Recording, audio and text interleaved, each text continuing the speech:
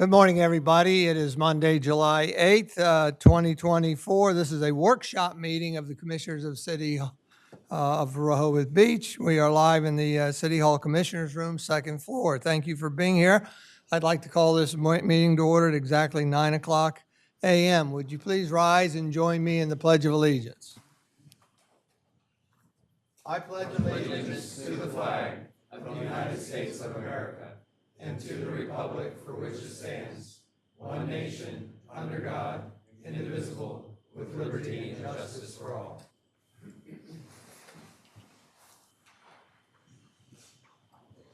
Thank you. I'll do roll call for the commissioners. Commissioner Don Preston. Here. Commissioner Tony Sharp. Here. Commissioner Ed Chernowski. Here. Commissioner Patrick Gossett. Here. Commissioner Tim Bennett. Here. Commissioner Bunky Markert. Here. And Mayor Stan Mills is here. We have a full complement of the mayor and commissioners, and we're able to formally conduct business today. With that, I'd like to also introduce staff here that it takes to run the city, run the meeting. We've got, from my left to right, Margaret Carson, Executive Secretary. Raise your hand. You can't hide back there. Lynn Cohen's Communications Specialist. City Secretary Ann Womack. City Manager Taylor Tedder. City Solicitor Alex Burns. Assistant City Manager Evan Miller. Chief Banks of the Police Department. Henry Matlos in the back corner, Public Works Supervisor, and I also wanted to introduce with us today is former Public Works Supervisor Kevin Williams is here also, and I think I got everybody. Captain Jeff Giles of the Beach Patrol there. Very good. Thank you all for being here. And also want to thank everybody that's here in person. We appreciate you being here, and as you know, on certain topics, we will be asking for public comment. We do have a 3-minute per person per topic time limit, and we will be timing today for efficiency. I also like to thank everybody that's watching virtually, and remember our meetings are recorded, so you can go back and watch it from your convenience of your home over and over as you like. We're going to start off with a reiteration that our support documents, when they're ready a sufficient time ahead of a meeting, that is the documents that support our agenda items are embedded into the agenda so that you can see and look at what we're generally looking at. With that, we want to go to presentation of a proclamation recognizing UV Safety Awareness Month. Vice President Gossett's going to join me, as is Captain Jeff Giles.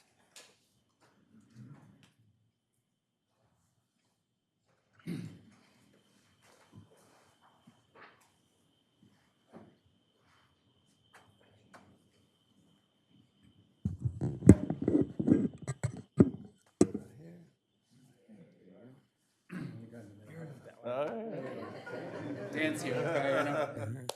The proclamation of UV Safety Awareness Month, July 2024. Whereas ultraviolet light, UV light, is an invisible type of radiation that comes from the sun, tanning beds, and sun lamps. UV rays can damage skin cells and cause eye and skin cancers. And whereas the aim of UV Safety Awareness Month is to spread awareness about how important it is to protect eyes and skin from the side effects of UV rays, and to remind all this month the connection between unprotected exposure to UV light and cancers that occur in the eyes, lips, and the skin. And whereas people who get too much UV light exposure can also develop a weakened immune system, causing their bodies to have a harder time fighting off infections, and whereas there are always individuals can help minimize their risk, including stay in the shade as much as possible under an umbrella, tent, or other shelter, use sunscreen and wear protective clothing when you're outside. Sunscreen with SPF of 30 or higher should be applied in a thick layer on all exposed skin. Wear a hat that has a brim that shades your eyes, face, ears, and the back of your neck. Wear sunglasses to protect your eyes from UV rays and protect the skin around your eyes. Whereas through the learning about how to protect exposure to UV light, an important opportunity exists to unite the citizens and visitors to Rehoboth Beach to prevent premature aging, skin cancer, cataracts, and other health conditions. Now, therefore, we, Mayor Stan Mills and Board Vice President Patrick Gossett, to hereby proclaim July 2024 as UV Safety Awareness Month in the City of Rehoboth Beach. And we urge all citizens and visitors to educate themselves about the sources of UV light, causes of overexposure, and preventative measures so that we might begin to increase health and wellness in our town. Proclaim this 8th day of July, 2024. Stan Mills, Mayor. Patrick Gossett, Board Vice Chair. Thank you. Thank you, sir. Very much. You.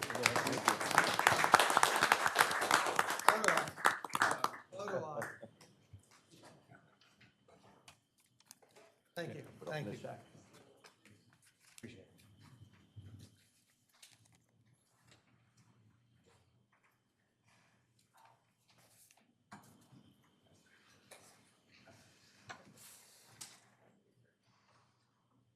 Thank you, Patrick. The next on the agenda is correspondence. Correspondence, when received at sufficient time in front of the meeting, is embedded in the agenda, so we don't need to read it. You can go to cityrehoboth.com and search for meeting information and find the embedded documents there. With that, we're going to move right on to the city manager's report. Thank you, Mayor. Thank you. So the first topic is we need your help. With all of the visitors, hot weather, and limited rainfall, the City of Rehoboth Beach has experienced record water usage over the past few days, largely due to irrigation, and that's looking at wastewater flows, parceling out the indoor water usage. In addition, the city currently is assisting Henlopen Acres area as they deal with water pump issues, so we've been supplying water directly to them. So what we're asking is a request, not a restriction, to help us conserve water and limit irrigation. So to help spread out demand due to irrigation, the city's requesting that all water customers with odd addresses irrigate on Monday, Wednesday, and Friday, and even number addresses irrigate Tuesday, Thursday, and Saturday.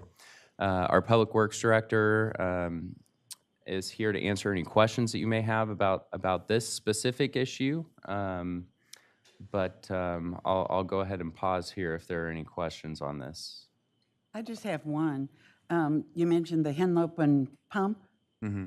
Is there a repair date? We do believe today, Okay. but again, Henry can elaborate on that. Yeah, Commissioner, supposedly it should be repaired today, and we've been supplying to Henlopen since Saturday morning. Thank you. Thank you. Anybody else? Thank you very much. So I'll move on to the Mid-Atlantic Lifeguard Regional Championships this week. The Rehoboth Beach Patrol is proud to host again this year the United States Life Saving Association's Mid-Atlantic Regional Championships, even if this year's events won't be taking place in the city due to ongoing construction of the new headquarters. For Beach Patrol, the competition on Wednesday, July 10th, has been moved to Towers Beach in Delaware Seashore State Park. Lifeguards from New York to Virginia will compete in events that showcase the skills and knowledge necessary to be an ocean lifeguard, and it does make for fun, action-packed competition that you can't see in any other forum. State road lane closures. A city contractor is working to replace a pipe near Lee Street and State Road today and tomorrow. Lane closures on State Road in this area should be expected, and flaggers are on hand to help traffic navigate through the construction site. Speaking of State Road, depending on wind conditions, a slight odor from the State Road wastewater pump station is noticeable. The automatic odor control system at the rebuilt station is mainly installed but is not yet operational. We do anticipate it will be operational by the end of this month, and in the interim, we have installed deodorant blocks to mitigate that issue. The Garden of the Navigators Fountain is now operational, and it also is not functioning at expected capacity. So the fountain appears to be simmering more than bubbling energetically, so we've reached out to a couple of water fountain professionals to see if they can make the fountain work more effectively. Mercantile licenses. At your previous meeting, commissioners asked for a comparison of mercantile licenses issued this year to last year. We are compiling that data, and we'll have information for the commissioners in August. And we're asking to let us know about what you think about the King Charles Pilot pedestrian safety projects. If you've utilized the temporary pedestrian safety traffic calming projects that were installed on King Charles Avenue this summer at Stokely and Newcastle Streets, please let us know what you think. A brief survey is available through Labor Day on the Traffic and Parking Study project page at Reach Out Rehoboth, which is reachout.cityofrehoboth.com. You can also scan the QR code posted on the project sites to access the survey, and to date, we've received about 60 surveys. And that concludes my report. Any questions? Commissioner I Sharp? have one other. Got a call from a constituent. I don't know if this is accurate or not, nor did they. They had heard that since the tax bills had gone out, that there were some extraordinarily odd numbers and that supposedly there was some kind of glitch. Is that accurate or inaccurate? Or do we know? Well, I can look into that. Okay. Definitely, yes. It's accurate. Yes. No. Correct by 5x. So, Tom, thank you. So if we check it out, that'd be the right thing to do. Yeah, we'll check it out and make sure we address that. Thank you. Thank you. If I may, I just also want to call out, the fireworks took place Sunday, and I just want to recognize Chief Banks and specifically Captain Jamie Riddle for his oversight and coordination of over 250 first responders. I think it was a very smooth operation, and there were a few lost children, but other than that, there were no major problems. Traffic was traffic. Like when leaving a concert, it always is congested, but I think the fireworks were quite a great show. I heard very good compliments about that all around, but a special shout out, again, to Captain Jamie Riddle and his coordination oversight of all the individuals that participated in this. It's quite an undertaking, and for a small city like us to manage hundreds of thousands of people, it really takes a lot of coordination, and it just doesn't happen overnight. So again, just a large thank you and a sense of appreciation for Captain Banks, or Chief Banks, and Captain Riddle for their work in this fidelity. Thank you.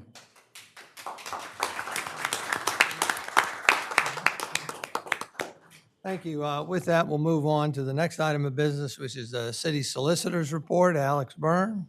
Thank you very much, Mayor. I have nothing to report on today. All right, short and sweet. Thank you. With that, we'll move on to the first item of old business, which is to discuss joint request by Lewes Board of Public Works and Sussex County to the City of Rehoboth Beach to explore a three-way regional wastewater partnership. If you recall, we introduced this topic on June 10th by way of a May 24th, 2024 letter, joint letter from the Lewes Public Works and Sussex County government, specific to, they were seeking our Rehoboth Beach consideration on the formation of a regional partnership for wastewater treatment and disposal among the three organizations. The regional partnership, they say in their letter, would consist of Lewes Board of Public Works and the county to build a new treatment plant at Wolf Neck and sending the treated effluent to a connection point in the existing Rehoboth Beach outfall. Again, we introduced this on June 10th. Absent was the any representatives by the BPW or Sussex County government.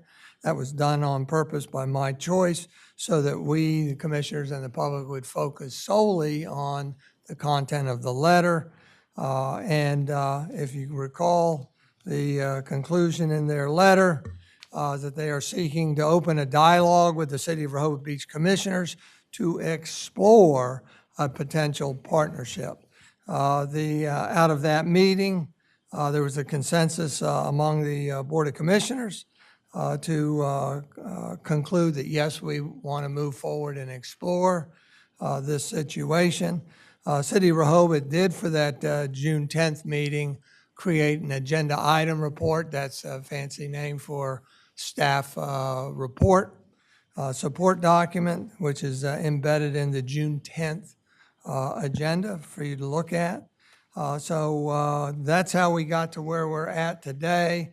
If you recall, we did get some two letters for the last meeting supporting this program, and that was from the Center for the Inland Bays.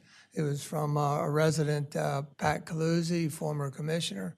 And we have a new letter of support from the city of Lewes. Mayor Andrew Williams is here today. Raise your hand if you would. Thank you. And at the appropriate time, I'll read the Lewes Council letter of support once we learn what the difference is between Lewes Council and the Lewes BPW at some point. With that, I'm going to turn it over to the Lewes BPW and the Sussex County, and they can decide how to approach this. But Tom, if you would, if you're going to start, if you would introduce all your members, and then Sussex County can introduce their members, and then we can proceed, please. Good morning, and thank you very much for having us, and hope everyone had a good 4th of July. So I am Tom Panetta. I'm the president of the Lewes Board of Public Works. And with me today, we have Barbara Curtis, who's also a board member. And from the city of Lewes, we have Andrew Williams, the mayor, Joe Elder, and Tim Ritzert. We also would like to thank Daniel Swallow for coming out for this. Russ Huxtable is here from the state. And our ex-senator, Ernie Lopez, is here. Good to see you, Ernie. And I think that's most of the people, that's everyone from our side, I think. Do you want me to introduce myself? Oh, sorry. My name's Austin Calman. I'm the general manager for the Board of Public Works. And he's also my bodyguard. Sorry about that, Austin. Oh, no, you're fine. And Tom, if you would, have Danielle raise her hand and Danielle, identify the agency she's with, Tim. she's with the Sea Grant College. I'm sorry. Very good. Thank you. And I'm going to let Todd Lawson, when he gets up, introduce the county people. Very good. Thank you. So the agenda, introductions, and we really thank you, Mayor Mills, for hosting us here. We know this has been a long effort and long discussion, but we think this is a point where we can work collectively in a tripartite agreement to try to further all of our causes. I will go into the overview of the Lewes Board of Public Works, and then Todd will handle the Sussex County overview. And the presentation is really, so this presentation is a high level to start discussions, to ask for Rehoboth Beach's assent to have staff start looking at the details, or if Rehoboth Beach isn't interested, then we will have to proceed on our own. So this meeting is really a high level. It's not to get into the nitty-gritty of the design details or the financial aspects. That will come down the line once we frame what we're doing. So questions and comments.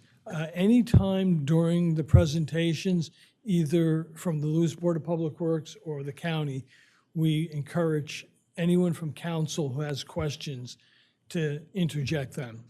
We ask the public to wait till the end of the presentation, and then we'll be more than glad to answer questions. And if there are items we don't know, which there are many, we promise we'll collectively get back to you.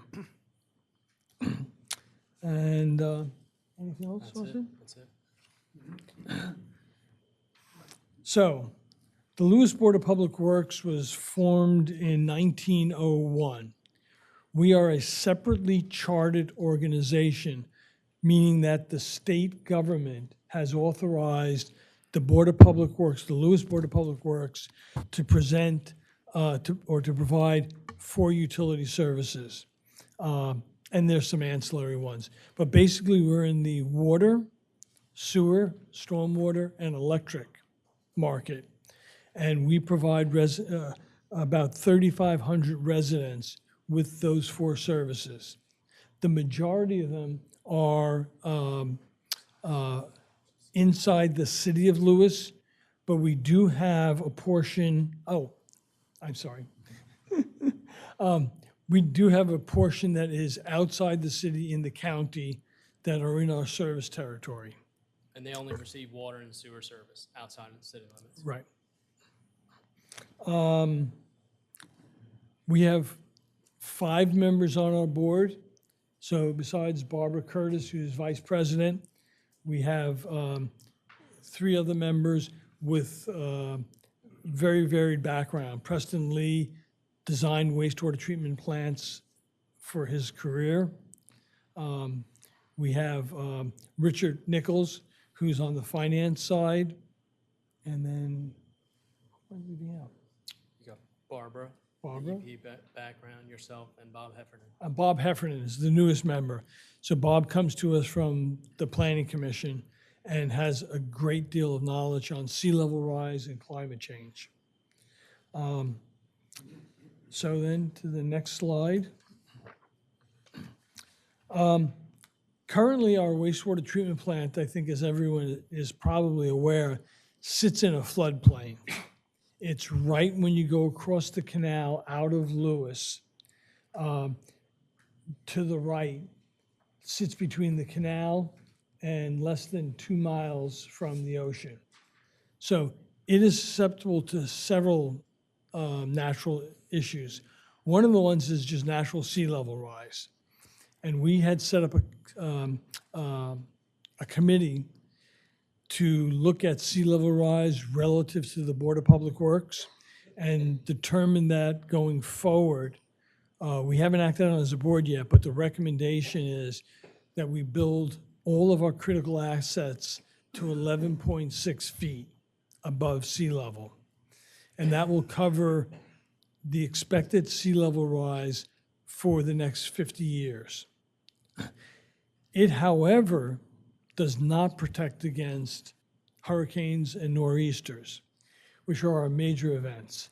And the reason why, and we've had discussions with the EPA at the federal level and DENREC, is they can't predict where the dunes are going to be breached. So if Sandy had hit 15 miles south, Lewes would have been inundated. So we can't design for that. However, we can plan for it, which is why we're looking to go with the Sussex County at Wolf Neck. It's higher ground and much more protected.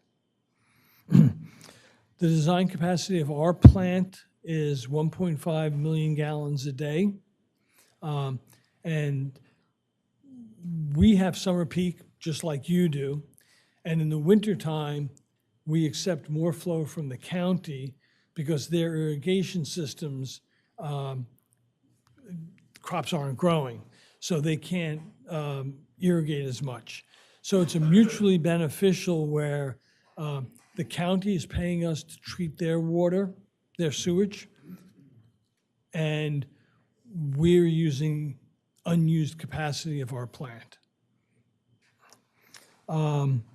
We have an NPDES permit outstanding with the state for renewal for our wastewater treatment plant. And Austin, when is that?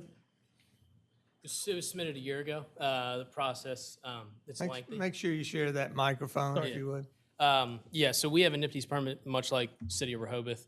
We submitted for renewal last summer. We still have not received any feedback yet. They just said they were working administratively on it. The other thing to hit on is our wastewater treatment plant is an MBR facility. It's a membrane bioreactor. And essentially, they use the same technology for drinking water. It's a very efficient process. The product of it is very clean. And it was a very sought-after product when we implemented it back in the 2007, 2008 when we did our upgrade. It's a great product. Like I said, they use it on many drinking water systems, and a lot of people in Lewes really understand how good it is. The question now, and what really started this, is looking at the future and looking at what will that side of town look like in 30 years. It's not to say that we know what that answer looks like, Most of the flooding that we see is coming from the canal side. There's a single road that goes to the plant that frequently floods, and it's flooding more frequently and more intensely. And then obviously the discussion of the frequency and intensity of storms is another factor that we've taken into account. So we're trying to be proactive in avoiding what could be a very undesirable consequence by moving the plant out of the floodplain. And we've been working on this, and I'll probably get to it later on, but we've been working on this for over 2.5 years, considering various options. So I guess with that, we'll move on. So this is our facility. The large blue tank is the equalization tank. In between that and the buildings to the right are the EQ ditches, not the oxidation ditches, I'm sorry. And the MBR, the filters that Austin was mentioning, are in the big building at the far right there. And the rest of it is ancillary equipment like drying beds for the solids and such. But you can see the water behind it. And we're protected by dunes, but that's it. And just for general information, the average elevation on that site is 6 feet to 7 feet above sea level rise. Now, the oxidation ditches, which are the lowest point, are 5.6. 5.6, I'm sorry, right. Question for you, if I may, before you go too far. Sure. Your design capacity is 1.5 million per day. What is your high flow rate for highest flow rate during the year? Typically, on a daily average, we run around 1 million gallons. And that's the reason that we did the flow agreement with Sussex County, is because throughout the seasons, we drop off significantly in the wintertime. So we take on about 400 to 500,000 gallons of the county's flow to get to that 1 million. In the summertime, we're only accepting about 100,000 gallons. Now, during heavy rain events, we've had flows go, upwards to that 1.5 million. But the plant itself was built for 2.25 MGD. It's just the permit capacity, or what's noted on the permit's 1.5. Thanks. And one other amplification to that is that when the plant was designed, it was designed for expansion. So there are 4 swimming pools, for lack of a better term, in the plant, and each of them can hold up to 4 cassettes. We only have 3 cassettes in every one of them. So the most limiting portion of the plant, we could actually get more, but it's not important because we don't need to expand, we need to protect. So we have a very similar relationship to what Rehoboth Beach does with Sussex County. In 2016, BPW entered into a contract to accept seasonal flow from Sussex County. Now, that's different than you guys. But in 2017, we signed a biosolids agreement. 2022, we signed a mutual aid agreement. And in emergency situation, if it's outside of our capacity, we call Sussex County, and they have always been there and ready to help us out of a pinch, whether it's a failed pump station or when we had our issues at the plant. So Sussex County has been, to Lewes, we consider a very good partner.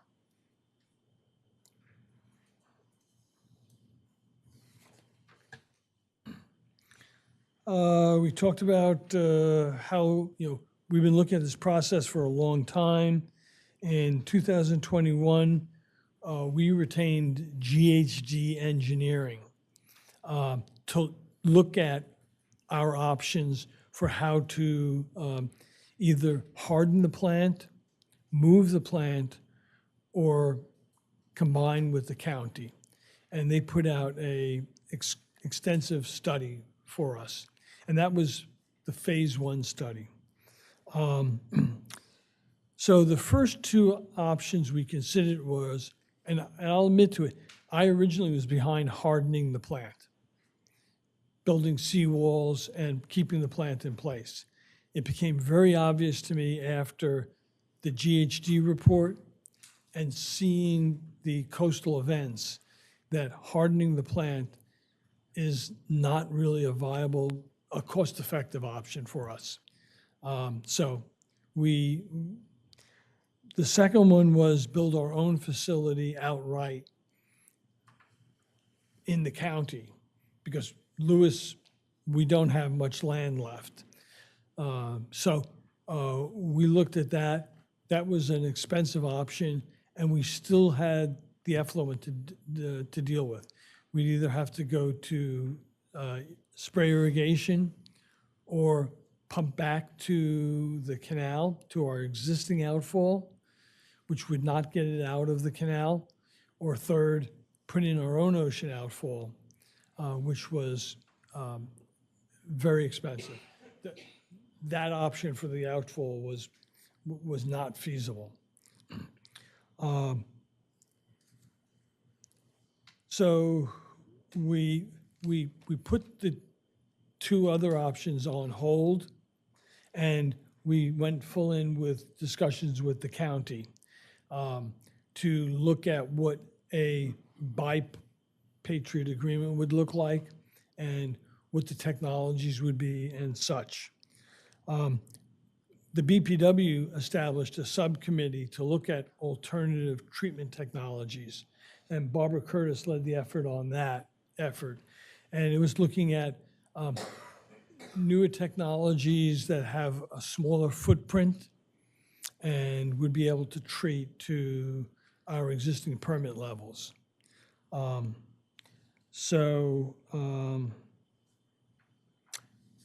I think I mentioned earlier, Barbara's background is with the EPA, so she has a lot of knowledge in this area. And in that group, we had discussions with a lot of other municipalities or organizations that were in similar boats to us. And we looked at technology that could fit on certain parcels within city limits. I'm sure that if you were to go back to your constituents and say you were going to build a new wastewater treatment plant within city limits, you can guess you would get some feedback from your constituents. Same thing happened with us. We identified some parcels. We didn't do any real background borings or anything like that. We did look at some, but obviously you can tell there's a lot of hurdles that come with that. And really, we are constrained because from a parcel size, we don't have any very large parcels within city limits. So this slide lays out the three options I talked about and basically reiterates what I said. The big takeaway is that all of the options would not get the waste out of the canal. And we, just as Rehoboth Beach went through years ago, really think the best thing for the region is to get all effluent, no matter how well it's treated. And by the way, I would say that the water coming out of our sewage treatment plant is higher quality than the water in the canal. So we're diluting what's in the canal. Just a little bit of a throwaway there, but that's the level of treatment of the MBR type facilities. And then combining efforts with the county. Moving on. So we've tried to be completely transparent to our constituents. We held 7 public workshops to discuss the evolution as we were in the conceptual phase, the GHD phase 1, the GHD phase 2 studies, to get public input. We have not had one, unfortunately, since last June, and that's because there have been too many moving pieces. And while the other workshops we were looking for a feedback conversation with the constituents. In June of last year, when the events happened at Wolf Neck, the archaeological find, we've really been a little bit adrift as to what the right option to proceed is. We are planning to have our next workshop shortly after, we come to some agreement, discussion, decision from Rehoboth Beach, one way or the other, because either we'll have to present our go-it-alone with the county or a combination with the City of Rehoboth.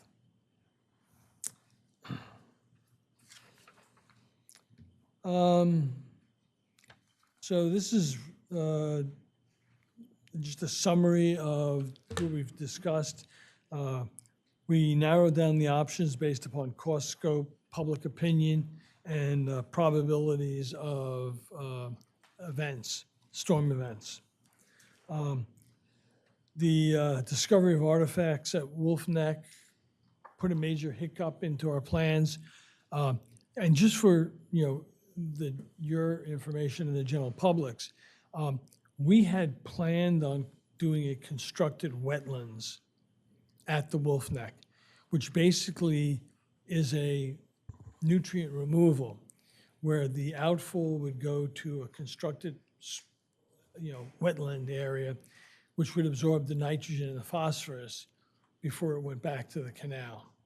And the artifacts basically, put it at least on hold for the foreseeable future. The discussion of the ocean outfall turns to the other options, including Rehoboth Beach. So we now have plans for either, if we can go combine with Rehoboth Beach to use your unused capacity, that we would go with that option or build our own ocean outfall, which would be 1.2 miles, Yes, roughly. plus or minus, from the Rehoboth outfall. But it would have to go through a full new permitting process through the state, and it would leave your outfall underutilized. And we're at a critical point. Every time we start to get into hurricane season or nor'easter season, my back goes up. We can't predict when the storm will be that will hit the plant, but I am certain that within not only our lifetime, the foreseeable future, as we've seen with climate change and the increased, even the rainfall events, we had the 140-inch rainfall not too many years ago. So we've had 4 100-year storms in the last 10 years. And the problem with that is that all of the EPA studies and FEMA are based upon 50-year lookbacks. And we know 50 years ago does not determine what's today. And so we're at a critical point for permitting, design, construction to avoid being caught by the next storm. And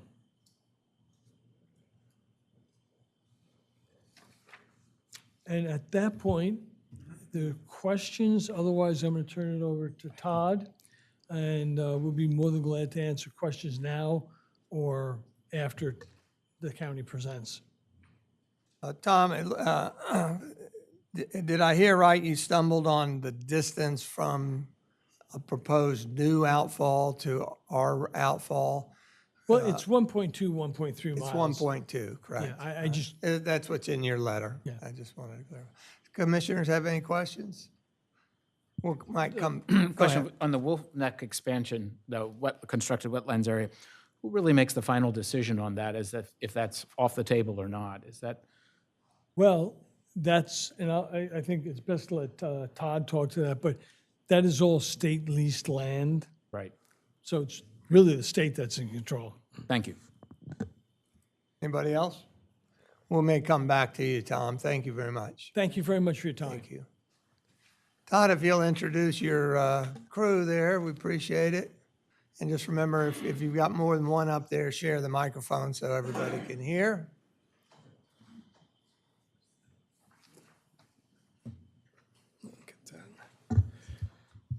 All right. Good morning, Commissioners. Morning. My name is Todd Lawson. I am the Sussex County Administrator. I'll introduce our team. I'm joined by Hans Medlars, County Engineer, retired, but still very active, especially in this discussion. Down the line, we have our Finance Director and Chief Operating Officer, Gina Jennings, and our current County Engineer, Mike Harmer. We're also joined by our elected officials, Council President Mike Vincent, and Council District 3, Mark Schaefer, who represents both Lewes and Rehoboth. That consists of our Sussex County team. Our team, along with the Lewes BPW, developed these slides and proposal, and we appreciate the opportunity today to make this presentation. Really, what we want to talk about is this proposal, and at its heart, it's an expansion of our partnership between Sussex and Rehoboth and Sussex and Lewes. As Mr. Panetta highlighted, we have that relationship with Lewes and it works well. We have our relationship with Rehoboth and it works well. And over the last several years, we've talked about BPW's expansion and how we can assist with that. And we've landed on the point where we need to have that discussion with Rehoboth. For those commissioners that weren't here the previous time when the county approached the city about sending additional flow, the difference really is the fact that we have Lewes with us and asking to do the same thing you did several years ago, which is get the flow out of the canal. In addition to that, I think it's important to note that this is a regional approach between the county and the two municipalities that we all serve these customers that make up coastal Sussex County. We wanted to start with a review, if you will, of the relationship that the county shares with Rehoboth. And that relationship goes back decades, quite honestly, to the first wastewater agreement, which was signed all the way back in 1983. So this partnership is something that we're honored to be a part of and have been so in so many years. Fast forward to recent history, you'll see the picture there in the slide of Mr. Medlars and former mayor and current president and still president Mike Vincent signing the 2017 agreement that we're operating under right now, which created the ocean outfall as well as the improvements to the Rehoboth wastewater treatment facility. By May of 2018, the ocean outfall became operational, and then we turned our attentions to the Rehoboth plant. There was a number of phases that needed to be upgraded at the plant, and the county stepped in and financed those phases through our partnership with Rehoboth in 3 different iterations, starting in July of 2018 with the plant upgrade focused on the electrical upgrades, and then again in June of 2019 with the effluent screen failures, which had a timely repair involved, and the county helped finance that. And then last, the oxidation ditch failure, where the county stepped in and helped finance those phases, which in the end helped our customers because it saved our customers money by the county financing all 3 phases of those repairs. Then fast forward to June of 2021, the county approached the city to talk about sending additional flow to the city. Over a number of meetings and discussions, we concluded in January of 2022 with no resolution, and we decided to shake hands and be friends and go about our way. And maybe, Todd, the original project for the wastewater treatment plant was a joint project. It was designed jointly with our South Coastal Project, bid together, awarded together, inspected and administered, and so that was a very successful project approach between the city and the county. Saved us both money. Thank you, Hans. There's additional cooperation that some may not be aware of, including our biosolids agreement, which we have a biosolids agreement that Mr. Panetta referenced with with Lewes BPW, as well as City of Rehoboth, where we had integrated facility design upgrades for the biosolids treatment. Biosolids, as you may know, are exactly what they sound like. They are the solids byproduct of sewer treatment. They have to be disposed of and treated in some fashion. The county transports the Rehoboth biosolids to our facilities and treats them. The city pays a prorated annual debt service, and the city does not pay for operational costs involving us transporting and treating the biosolids. In addition, in a previous public meeting, there was a reference to a county connection to the sewer treatment facility that took place in 2017. The agreement allowed for a third connection, which the county did exercise a few years later, running a connection under the canal to the intake pipe to the treatment plant to allow for that water to be treated and then disposed of through the outfall. Interestingly enough, Hans's team designed that to be bidirectional. So in case there was a problem at the wastewater treatment plant, we could reverse flow, send that flow from Rehoboth plant to our Wolf Neck plant, and that would shed approximately 25% of the annual inflow in case of an emergency. So let's move on to today's discussion and the consideration. Mr. Panetta framed why we're here in the pursuit of our relationship with Lewes and trying to come up with a way to dispose of the effluent that's going to be treated at Wolf Neck. In basic terms, the county and Lewes BPW are going to build a new treatment facility at our Wolf Neck property, which is leased by the state of Delaware. The artifacts that have been found out there, you may have read about in local media, have really prohibited us from doing much on the land that's out there until they have done a conclusive study of over 200 to 300 acres of farmland that they want to make sure there's nothing else. The constructed wetlands was over 15 acres, so therefore the constructed wetlands is off limits now because of the artifacts that have been found and the other archaeology digs that they want to conduct to test the lands that are out there. So we're going to build a plant in our current footprint, and we're going to treat the Wolf Neck water and the Lewes BPW water on that location, but we've got to figure out how to get rid of the effluent. We have three options.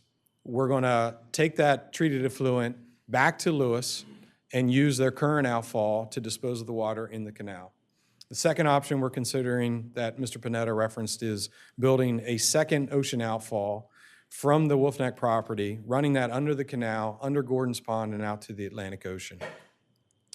The third option is why we're here today, which is to build a pipe that sends the treated effluent from Wolf Neck down to Rehoboth and connect into the Rehoboth outfall.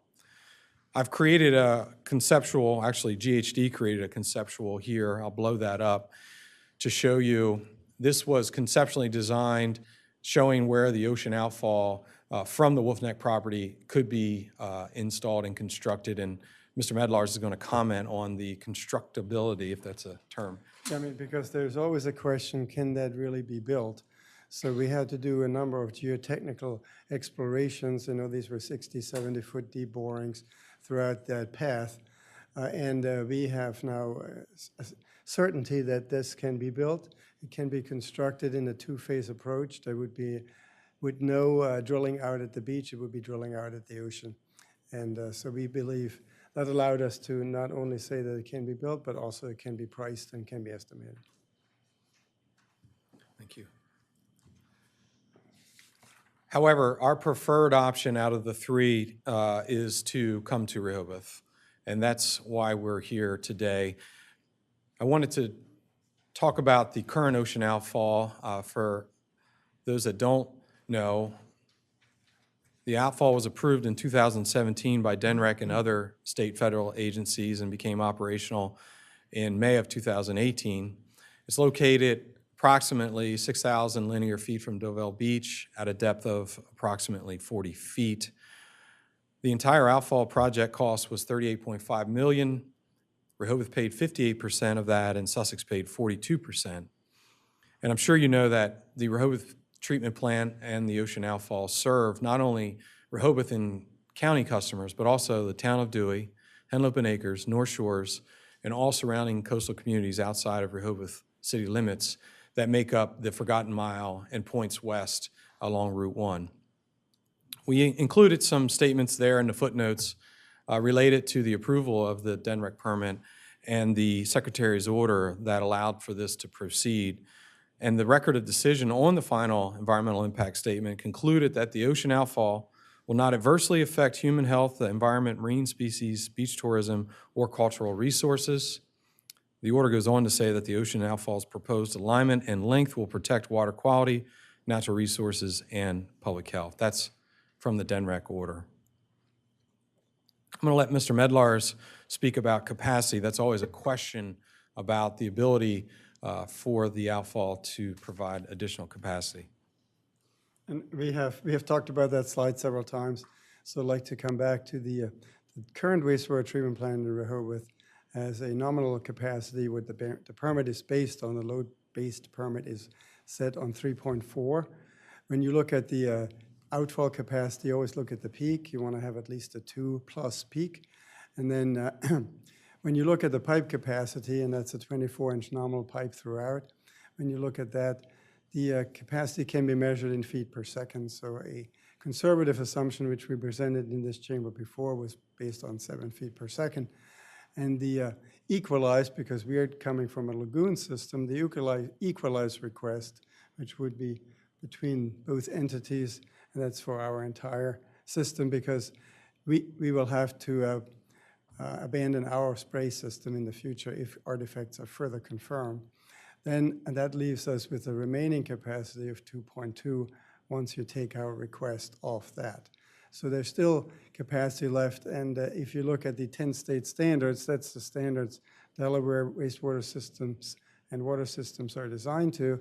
It actually speaks to 8 feet per second in these kind of piping systems. So there's a significant built-in capacity. Talking to your public works director today, also learned, again, it's a good test what we had for this weekend, and the plant was running at about 75% capacity of the design. So that gives you another feel for where you are today and how these numbers line up. Thank you, Hans.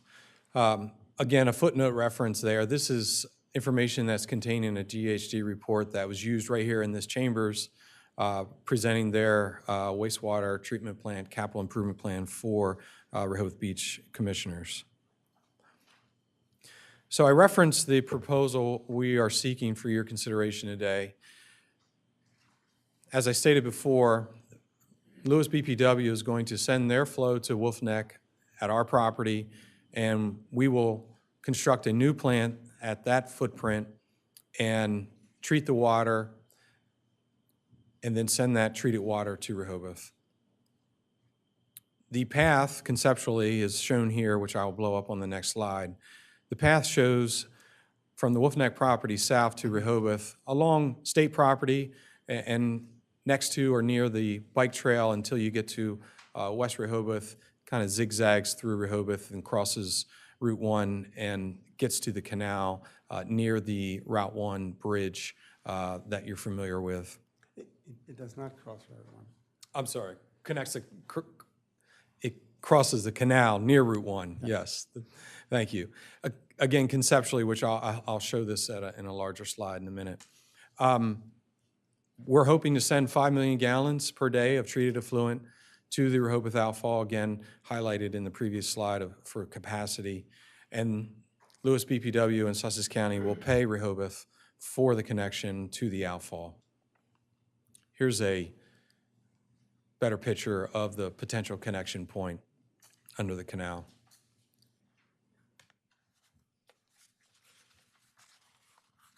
So speak a little bit about the rationale of the proposal and why we're asking for your consideration. Again, the preferred option is to eliminate the effluent disposal in the Lewes-Rehoboth Canal. That would allow the city of Lewes to join Rehoboth and stop disposing via the canal. I think that's important. In addition, it would allow us, the county, to stop spray irrigation next to the canal on the property that we currently spray on in Wolf Neck, which is also in the same watershed.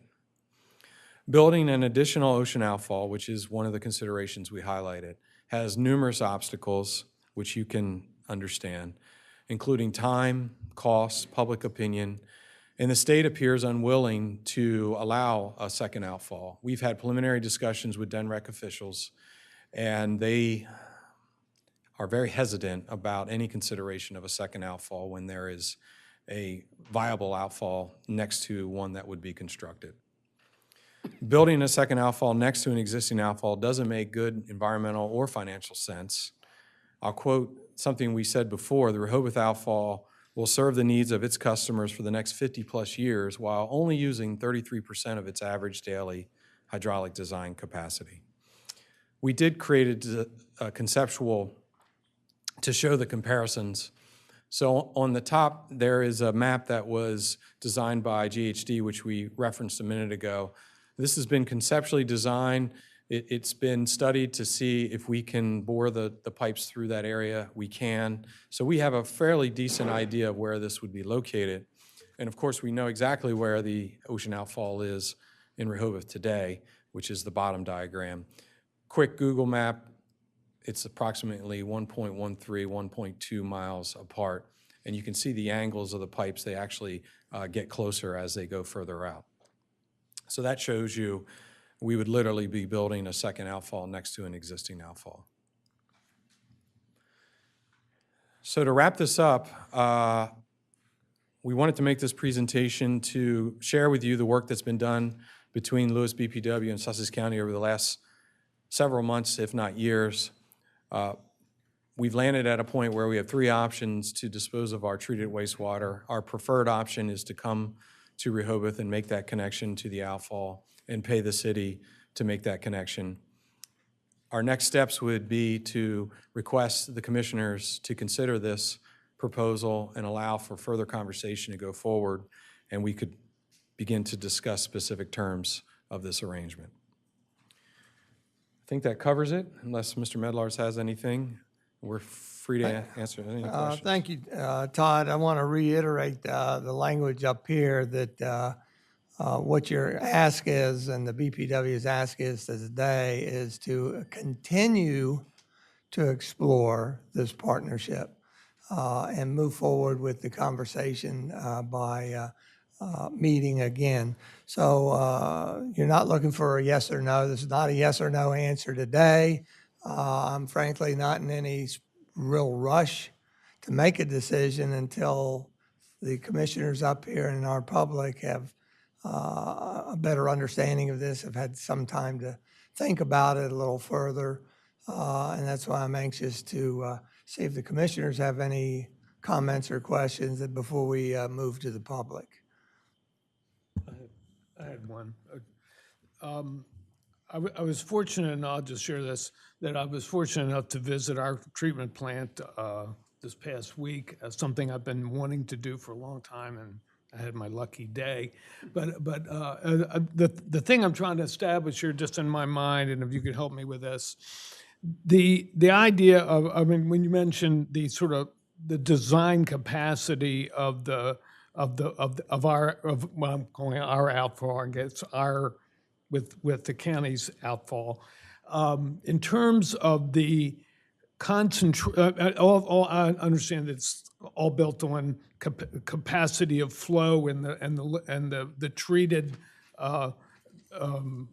the treated effluent, which has a certain level of nutrients in it, which is why we're doing this, that we're putting it out in the ocean. But when you're talking about building a new facility, will that reduce the concentration of the nutrients? So would that allow more flow to go through it? I'm just trying to establish, like, where are our limits in this? I mean, when you talk about, I think it's something that we're all going to have to sort of handle. Is like, what's the limit, you know? If in the future we're able to improve our treatment so that we would be able to put more into the pipe because it's less concentrated. Am I thinking about this correctly? And I didn't want to get in a real technical discussion here, but I'm just trying to figure out how is it that we're going to be able to sort of understand what capacity means? You're touching on a very difficult topic because the capacity in the public's mind is always measured in million gallons. Right. But the capacity in the permit is measured in pounds. And that is somewhat tricky to explain to the layman. Okay. So your plan currently is laid out and designed and functions based on a 3.4 million gallon flow. Okay. And so But that's calculated based on the poundage or really- whatever. it's a Yeah, right. backward I know we're gonna get, I don't wanna, but I'm just saying, but if we were able, in terms of the treatment, to be able to reduce the pounds, right? And I guess I'm asking you, is that something you're considering in the building of the new plant? Or is there just sort of an established baseline that you strive for? I mean, there's an established baseline because we are looking at building a South Coastal Facility 2.0. So we have a very good track record of what that facility can produce, which goes in our ocean outfall in South Bethany. So that has a close to 50-year history. So we have a lot of data on this. And we believe that that facility could be easily replicated in Wolf Neck. And that's the one we would be building for a number of reasons. But it has has very similar treatment processes. We actually believe that that an extended aeration system allows itself better biological nutrient removal than an oxidation ditch. The oxidation ditches, because the hydraulic residence time, are more susceptible to swings in flows and loading. But I think that's about as deep as he will let me get before he kicks me. We can discuss this further, but that's kind of where I'm trying to figure out. Thanks. Anybody else? Yeah, Commissioner Bennett? Under the rationale, you have the state appears unwilling in terms of building a new ocean outfall, but I think verbally you said that they're against it. Has anybody asked them, or have they definitely said no? Yeah, and I would couch that to say this was an informal conversation with high-level officials in state agencies. So if that's as bureaucratic as I can make it, and they were very hesitant, right? And in fact, the people that would review the permits that would be approved and then ultimately signed by the agency secretary of DENREC, which signed the last permit, they were hesitant. Encouraging us to come. Hans is right, he was in the same meeting. They encouraged us to pursue Rehoboth and ask this question we're asking today before we even contemplated pursuing a second outfall for that reason. Thank you. Anybody else? I know Patrick does, I do. Just the proposal upgrades or changes at Wolf Neck, is that just a redesign, an expansion, or a complete rebuild of the whole plant? It is a complete rebuild of the facility. So we are in the luxury to have the lagoon system laid out in such a way that we can take the primary lagoon out and build a completely new South Coastal facility in that footprint, which is important today because of the artifacts. Any other conversions we had planned, whether it's wetlands or whether it's fixed head spray irrigation and afforestation, until the artifact question is completely off the table, it looks highly unlikely that any of these can move forward. So Wolf Neck can necessarily not go offline, it can still manage? It can go offline with one lagoon out of service until we have that built, and then we have essentially a South Coastal facility sitting in its footprint. But the remaining lagoons, Commissioner, still allows us to do the full equalization, and that's very important because you want to be able to equalize your flow before you send it out. Plus, we can take the flow from Rehoboth, should there be an issue with the outfall, for many days in the lagoons. So that there's a number of benefits to that. And the Wolf Neck rebuild and also the construction and maintenance and ownership, will that all be the county or a joint between Public Works, Lewes Public Works and the county, or has that detail been established? We've had some preliminary discussions with BPW officials. Financially, there's a stake in the BPW assisting with the construction and the O&M that goes along with the new plant, but the operational side would be the county's responsibility. And Lewes plant would be totally abandoned? That's correct. And the construction and maintenance and ownership of the pipe from Wolf Neck to our connection would be all county responsibility? That is correct, yes. So Public Works, Lewes Public Works, their role would diminish greatly, is that right? Well, I still think they're a very important agency. Well, I don't discredit that, but I mean, just, it But- would, Yes, their transmission and their pump stations are in consideration for their responsibility long-term.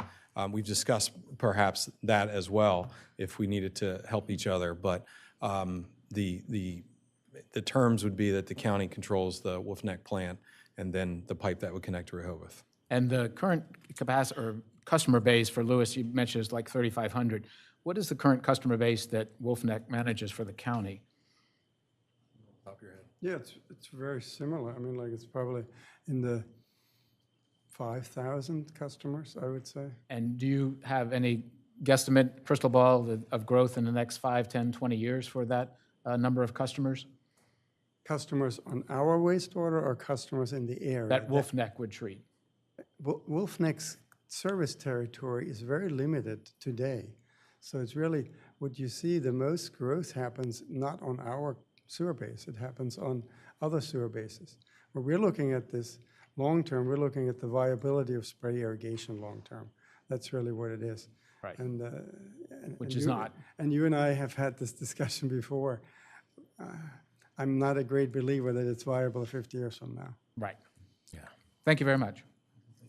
Just to add to it, so the way you frame that question, we currently are in the treatment business, and we have a contractor that runs the wastewater treatment plant and the adjacent pump stations or the supporting pump stations.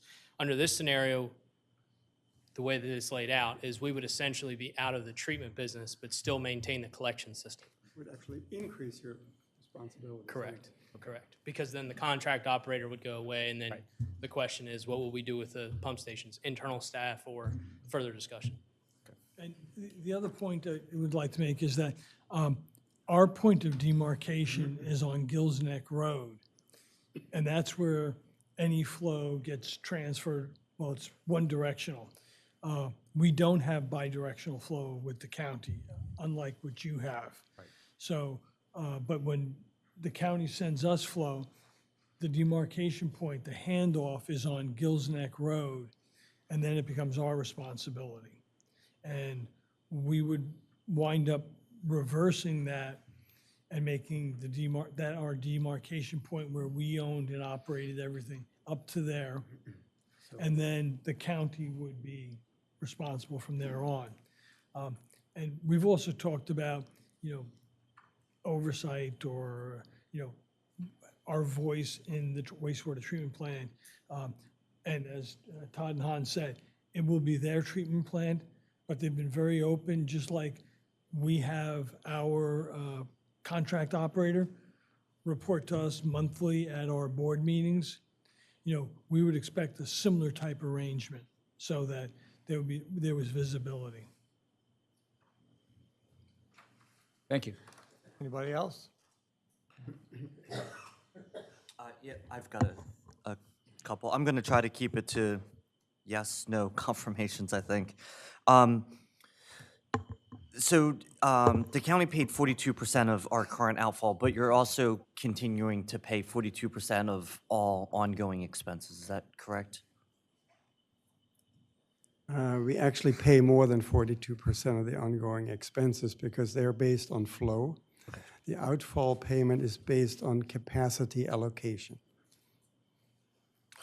And your proposal, it's an indefinite ask, correct? It's not temporary. This is indefinite. Once you throw the switch, it's it.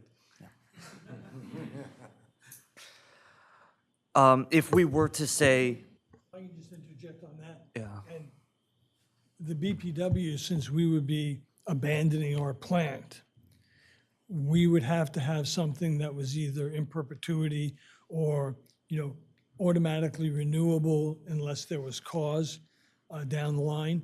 Because once we transfer flow to the county, We're out of the wastewater treatment business, and that's not something, I mean, it's a 4-year, 5-year process to build a plant, permitting and everything. So we can't have it being, let's try it out for 5 years and go from there.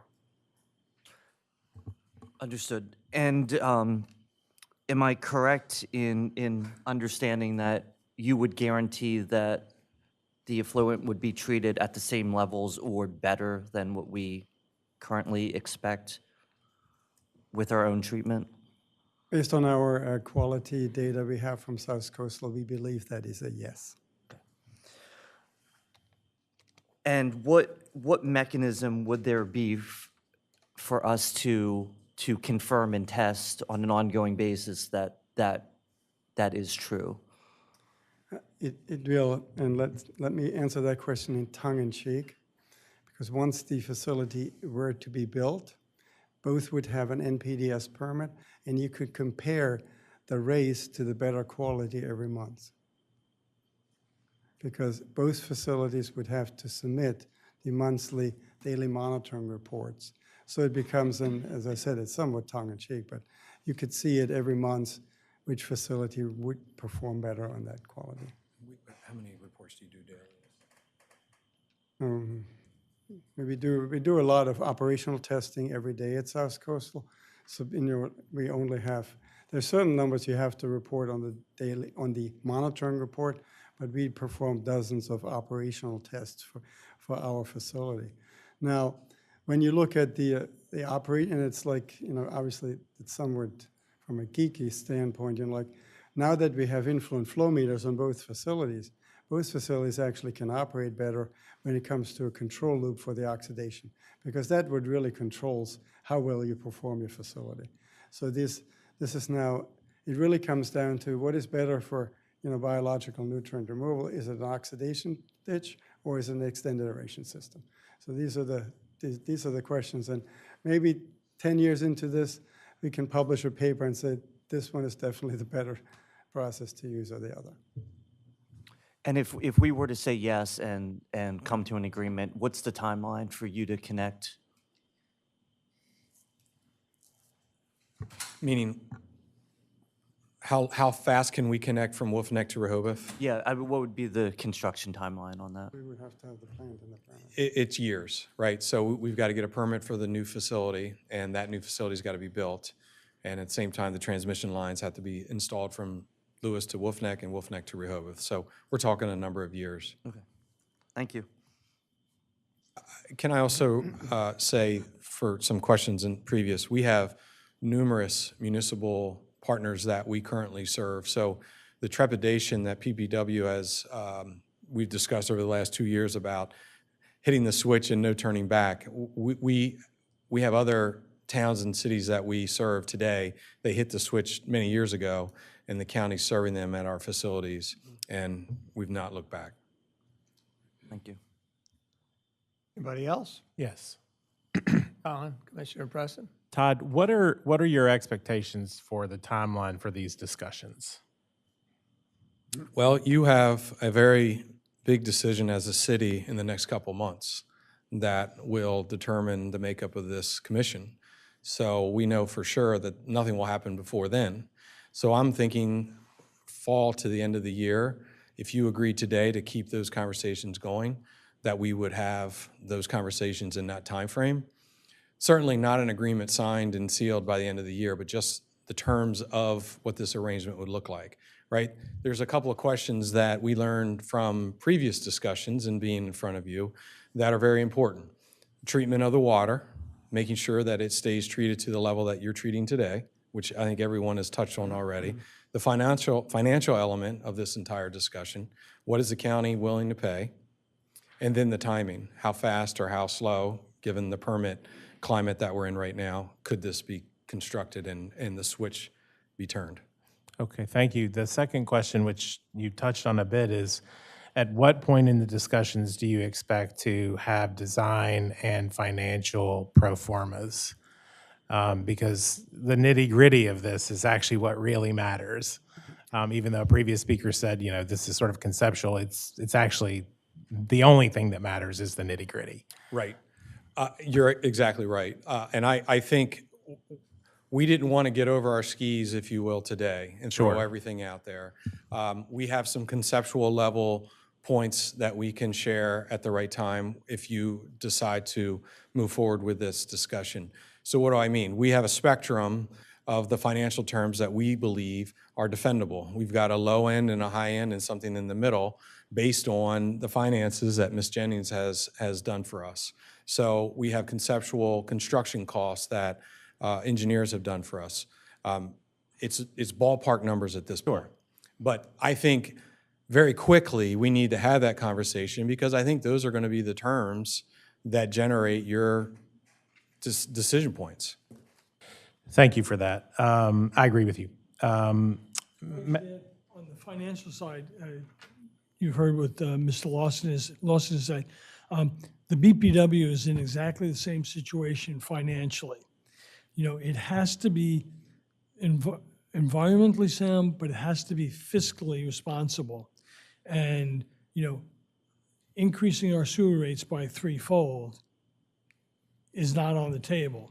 So just to reiterate what Todd said, you know, we also will have a say in this going forward from the financial aspects.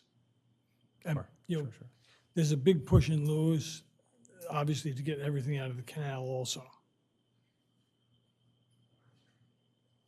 Mayor, I have a third question. I'm not sure it's for them, but more for us and our team. And there are lots of folks in the room who've been around a while who may know the answer to this, but when we updated our facility, did we design it with the extra capacity in anticipation of growth in Rehoboth, the city of Rehoboth Beach, or did we design it with the extra capacity in anticipation of situations like this where others may want to partner with us? I see Kevin is here.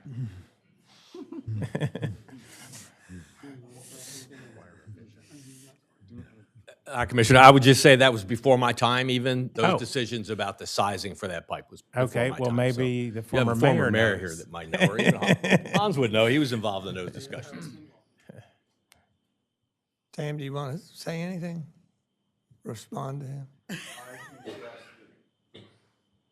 We went for the biggest pipe we could get funded by the agencies with the idea that probably wasn't the end.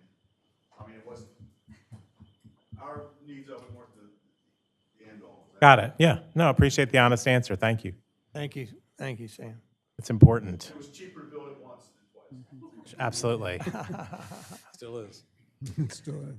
Thank you. Anything else from up here? I just wanted to confirm, this, one of the concerns of last time we went through this conversation was basically the sharing of the permit. This would be established as a separate permit for Wolf Neck or with regards to Lewis's effluent. Yes, and that discussion was had early on in our workings with the board. A facility can only have one permit holder. So we were actually open to Lewes operating the facility, but they wanted us to operate the facility. So under that scenario, we would hold an NPDES permit identical to yours because it's going out the same place. And we would be responsible for meeting that permit just like you are yours. And there's a precedence for that. The South Coastal outfall has a capacity reservation to the town of Selbyville, and they have their own permit, and they're responsible for meeting it. And that was never an issue in 5 renewals since the outfall was built. Thank you. Anything else? Commissioner Sharp? Mayor, I'd like to pose the same question I got over the weekend from a couple of constituents, and it's a very bottom line question, and maybe it's a catch-22 here. The question is, so what's in it for Rehoboth Beach? Well, as we've alluded to, and the former mayor just touched on it, the pipe was built and designed, and that decision was made several years ago, knowing that there was extra capacity. Now, whether or not you commissioners agree that that capacity should be utilized is solely your decision. We're coming to you to try to ask you to consider accessing that capacity and we paying you for that access. I think tangentially, the environmental aspect of this is why you see some of the members in the audience representing their groups are here too. Because we all believe for the coast that we represent, it's better to get the water out of the canal and out of the watershed. Environmentally, the outfall presents a better option. So what's in it for Rehoboth? You're able to help your partners in one town north, help your partner in the county, and improve the environment and at the same time receive financial benefit. Thank you. But also, I want to reiterate that we're not trying to come out today with a decision that we are going or we're not going with this.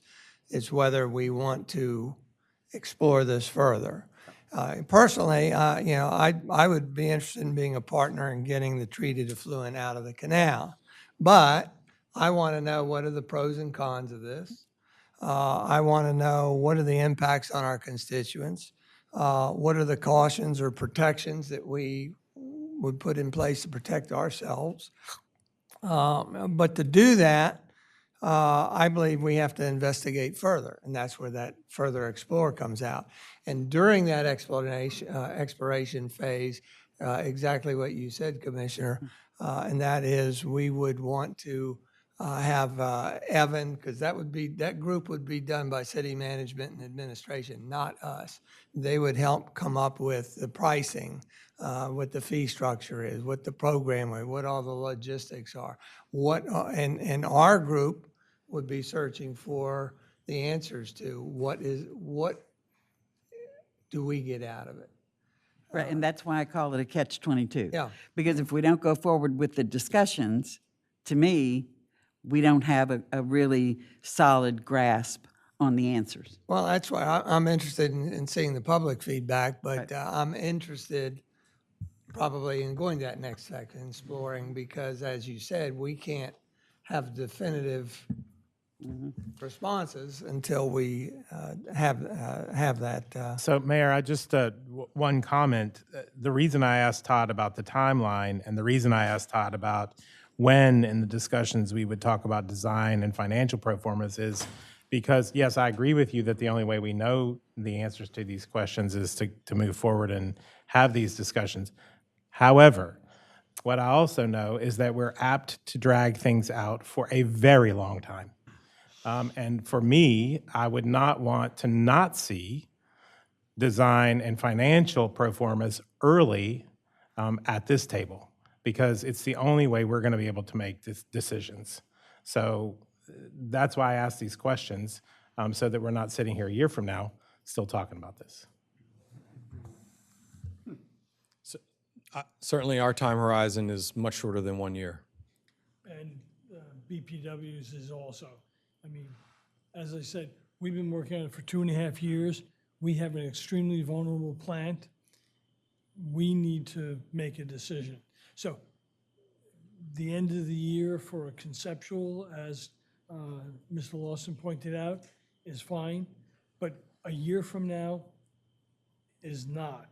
I mean, that will be another year of lost time and vulnerability. And it'll put us into 2025 hurricane season. Well, we can certainly don't have to rule out that we couldn't make a decision to move forward or stop the project today. I think we need to listen to our public first. But there's no reason we couldn't say, let's move forward and explore this, because again, it's not a commitment that we are doing anything, that we're partnering with them. What it is a commitment, though, is that we are going to partner with Lewes BPW and Sussex County government for further exploration of the topic, so that we can have all the answers that we have at that time. Is there anybody else up here? If not, we'll go to the members of the public. Thank you, Todd. You want to just stay there, perhaps? We're going to use the center microphone. Mark your hands up first. What we'd like you to do is state your name and state your relationship to the city, preferably an address, if not at least a road or a business. We're also going to be a little more formal today in timing, and I've lobbied city manager to time. And you being a former RBHA timer, I think you'll understand our 15-second limit and our stop If I limit. ever get started. Okay, ready? Ready, go. Ready? Good afternoon, good morning, everybody. My name is Mark Saunders. I live at 255 Country Club Drive here in Rehoboth Beach, and for full disclosure, I'm currently a candidate for commissioner for the August 10th election. Some of you may remember that in my former life as president of RBHA, the Homeowners Association, I spoke loudly and eminently against the sale of our wastewater system maybe 2 years ago. I've listened to this presentation and looked into some of the information that was given prior, and I just believe this is an entirely different situation. And I ask that you people not be influenced by all the reaction that you got to the sale of it and have an open mind. I know I would have an open mind. One of the things as I go around and talk to people as a candidate, I'm hearing about our sewer rates. And perhaps this is an opportunity to steal from Peter and pay Paul, rent out our spare bedroom, if you will, and fund some of that, the sewer rates to reduce that to our homeowners. So I'd just like to ask you to keep an open mind about it. I certainly would if I were elected to this position, and that's all I have to say. Thank you, Mark. Thank you. Next. Rachel? Hi, everyone. I'm Rachel Macho, 106 Rodney Street, and in full disclosure, I am also running for commissioner. I thought this presentation today was very insightful. I have, as a resident, kind of on the periphery, obviously, kind of kept abreast of all of these details, but I do think it's important that we explore this and take it down a level. And as a resident, I would hope that perhaps there's a benefit to us with a cost reduction versus any increase in our rates, and I think that's something that we should absolutely consider. But as Sam has said, you know, we built this years ago to do it once, not twice. It sounds like there's an opportunity to perhaps even increase the quality and environmental aspects of this new facility, and I think this is an opportunity for Rehoboth to look at this seriously. So I would recommend that we take the next step. Thank you. Thank you, Rachel. Suzanne, and then Woody.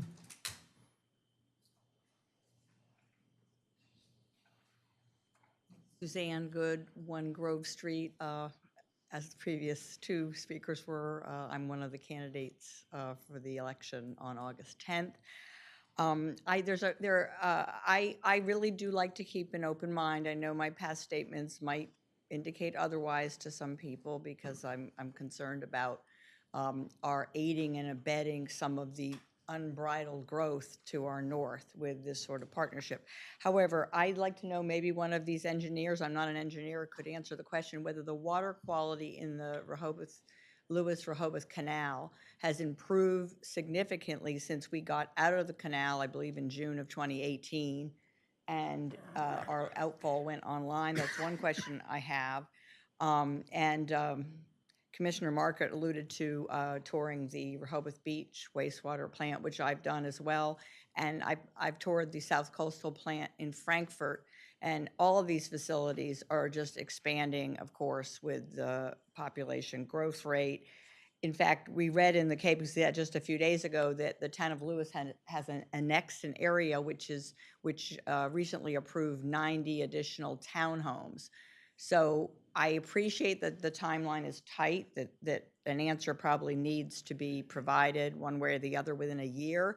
But I do worry that when the plant on American Legion Road is struggling, you know, with its technology, that 90 new townhomes are now going, and in fact, the Cape Gazette even cites that the Bureau of Public Works in Lewes will supply all utilities, including wastewater treatment, to those 90 new townhomes. I appreciate Commissioner Preston emphasizing the design details and the financials would absolutely need to be known, including whether the path would really be through the state park or through potentially Henlopen Acres to tie into our outfall where it has its head, I've learned the term, at Deauville Beach, like where Surf and Ocean Drive sort of intersect.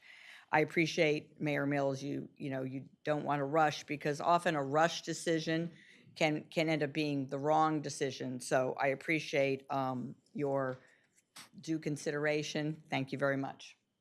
Thank you, Suzanne. Tom? I'm sorry, I said Woody. No, Tom, come ahead. Tom Gaynor, property owner in Rehoboth Beach. So don't take anything I say personally, folks. Is there any person here in the room? Address us, I get it. Tom, Is there any please. person in the room behind me who is not getting a paycheck from a municipality, a county, or the state, or an agency? Is there anybody here who's just a pure homeowner? That's 10. Okay, 12 maybe. The rest of the room, of which there's probably 30, all here to endorse the proposal and to sort of back it up. There are so many problems with that proposal and so many questions. I don't have time to begin it, but I'm going to say, as a corporate lawyer, if you're selling something, which is what you're doing, you're selling something here, and these are the buyers on our behalf, there is a securities disclosure that has to be made, and there's an information statement that has to be made, an entire section of which is 10 to 20 pages, depending on how big the security offering is, on the parade of horribles of how this will end up in your bankruptcy. And it allows an investor to actually weigh the issue on a cost-benefit analysis on whether this is an investment that they're going to weigh. This is the third time at the rodeo. Not a single one of you asked a question, what are the material risks to the 10 people here who are not getting checks from an agency or a municipality or the county or the state? That's all I care about. And Don, you asked some great questions, but the one issue missing is, what is the risk to the homeowners who depend on the viability of this being a resort community? And I hope that nobody takes the position that anything run by human beings or machines is never going to fail, because it is. And who picks up the tab when we get a canceled season, when we get rental cancellations, when we get hotel cancellations?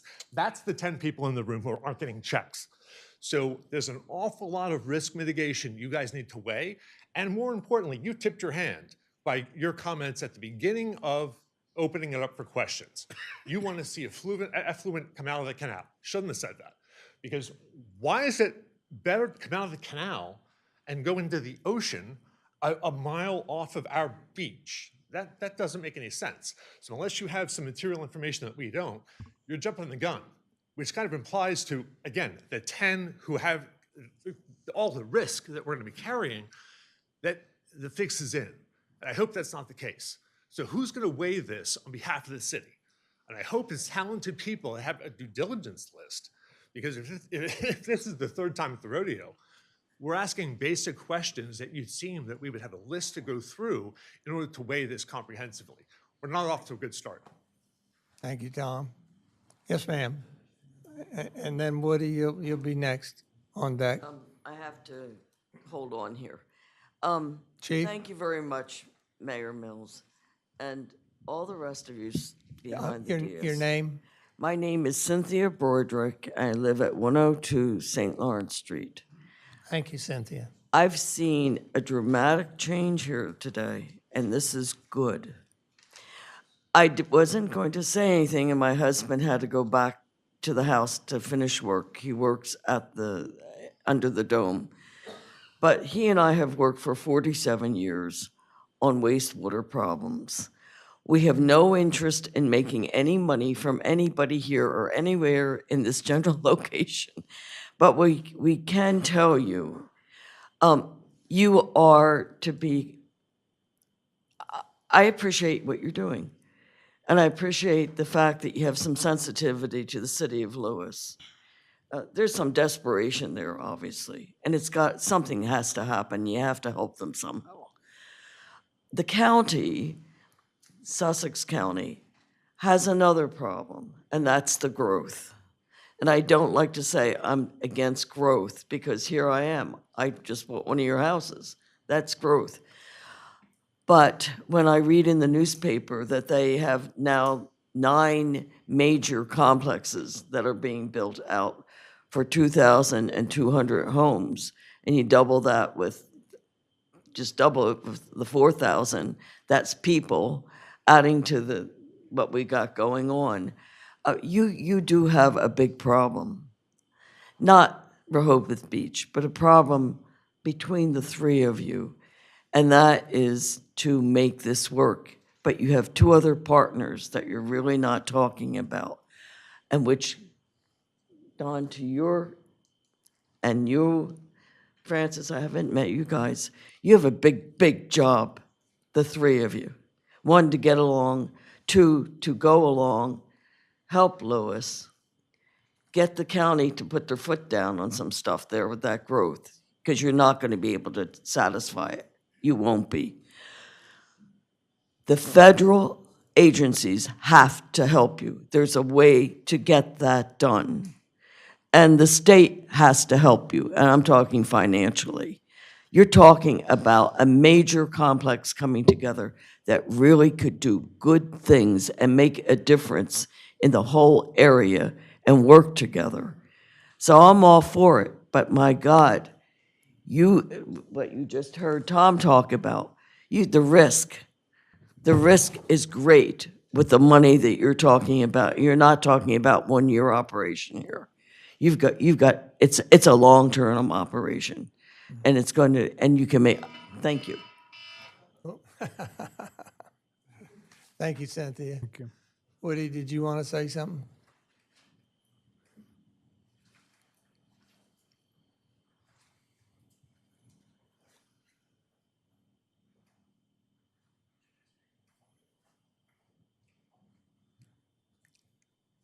Woody, again, your name and relationship to the city? Yeah, my name is Mark Marderwald. And before I say what I came here to say this week, let me introduce myself. While I was a lifeguard in Rehoboth Beach for 28 years, and then 6 more, I was a pre-med student at the University of Toledo for 4 years, where I earned a Bachelor of Science degree in pre-med biology, was a member of the National Pre-Medical Honorary Society, and then I earned a certificate in environmental studies at the University of Akron, while also impersonating a physician. While I was at the University of Toledo, I was a tutor of engineering physics for pre-med students. Let me repeat that. While I was at the University of Toledo, I was a tutor for engineering physics for pre-med students who weren't going to get an A, and they couldn't afford to get a B, C, or D. So they had to come to me to figure out how to get an A. In Akron, I assisted in vascular research and occasionally monitored patients with the same ultrasound equipment I used in my vascular research activities. When I came to Delaware, I acquired some DENRAC licenses, A, B, and I believe E, which all deal with septic treatment, wastewater disposal. As a lifeguard, I was the most successful lieutenant of the Rehoboth Beach Patrol. By 1999, I had trained the most rookies of the year and had the smartest section of lifeguards ever. For some reason, we had to take an IQ test in 1999, and my section came out the smartest. They were already the most athletic because they were all rookies of the year. I only had them in my section if they were rookies of the year. If they weren't rookie of the year, they could work for somebody else. But I offered every rookie of the year the opportunity to be in my section if he became rookie of the year. If he didn't become rookie of the year, he could be on some other part of the beach patrol. But nobody was going to drown in my section of the Rehoboth Beach Patrol. Respectfully, are you going to address the topic? Probably not in this 3 minutes. How much do I have left? 30 seconds. Okay. I was hired by the legendary Frank Kowaleski. I contributed 26 years to the perfect safety record of the Rehoboth Beach Patrol. I am one of only 6 recipients of the Sussex County EMS Heroic Actions Award for the revival of a dead man on Rehoboth Beach. Everything I heard here this morning is suspect. Thank you. Thank you, Woody. Woody, you didn't introduce yourself as where you live. You live outside the city limits, but you've been a a longtime I've lifeguard. lived in here. the Forgotten Mile for 60-some years. Thank you. Okay. Anybody else? Sam, and then Craig. Sam Cooper, I live at 13 Newcastle Street, and I have some questions, I guess, too. But before I start that, two comments. One, the city's relationship with the county vis-a-vis sewer goes back before 1983. The city accepted the sewer from the original Dewey Beach Sanitary District, which dates back to 76, 77. And two, the Board of Public Works at Lewes was asked to join with the city to do a joint project or to look at a joint project in 1998 or shortly after 1998 when the TMDL was promulgated, and they refused to do it at that time. Questions for the county. Hans, what is the current combined capacity of Lewes and Wolf Neck? I guess what I'm trying to get at is how much are you planning for what's currently there and what's for the future? Average daily flow between the two of them together is 3.25. Actual flow today? Yes. Okay. Permitted flow today, Sam. Pardon? Permitted flow today. No, I want the actual flow. The actual flow, what was your flows? Roughly 1 million gallons. Yes, and we are like 1.5 a day. Okay, so that's you're wanting to double the amount, the capacity of what you're currently discharging, either through land application and or the outfall to the canal. My recollection was that the diffuser was not designed to 14 million gallons a day, but more like our 3.5 or maybe 7-ish. Is it going to be adequate? I did take a look at that, and there's out of the each diffuser head has 4 nozzles. 3 were installed, 1 is missing. There's a total of 8, I think, or 9. So you'd have to add some diffuser heads. There's a modification required. But not lengthen the diffuser? No, not lengthen. Okay. Are you anticipating new studies in the ocean, such as diffusion studies and blah, blah, blah, blah, blah? Yes, there's 2 studies. The ocean background studies, the benthic studies have to be updated, obviously, and the core mix models have to be changed.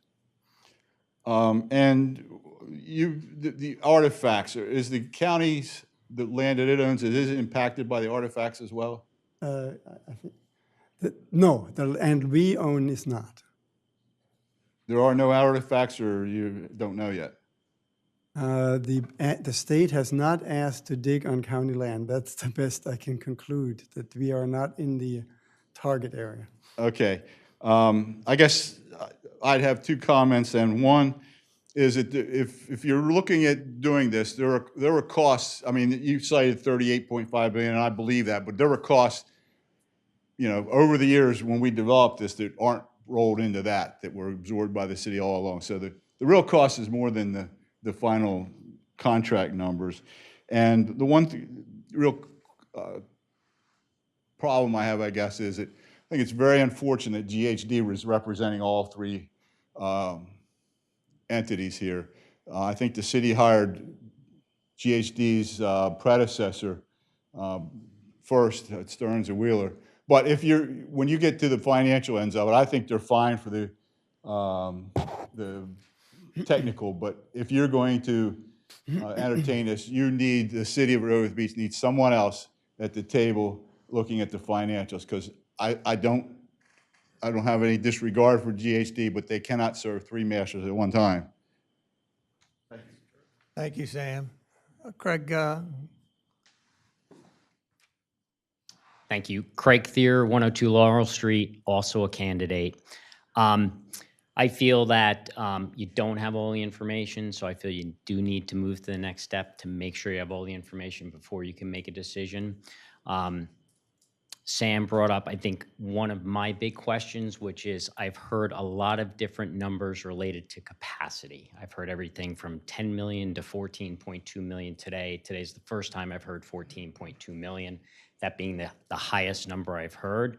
So I do believe we do need to make sure we understand what the total capacity is, what they're asking for, and what we anticipate producing in terms of capacity going forward. And then, of course, there is the financials, but though I believe that's important, particularly with Phase 4 coming up, and there is $12 million in capital expenditures for Phase 4 just from the city of Rehoboth.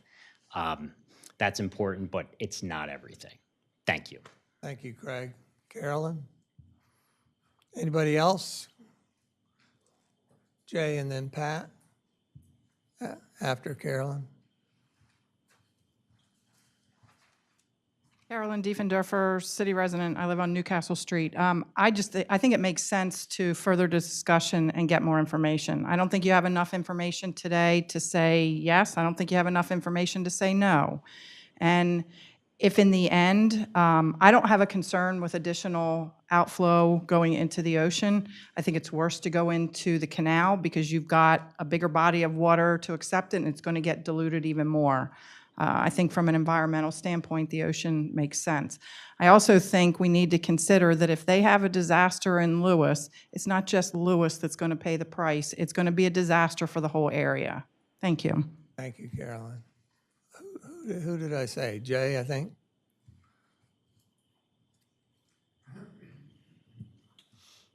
I'm Jay LeGree. I live on Prospect Street. I do not rent. I own my own home, and I have no commercial connections with anybody except Rehoboth Beach.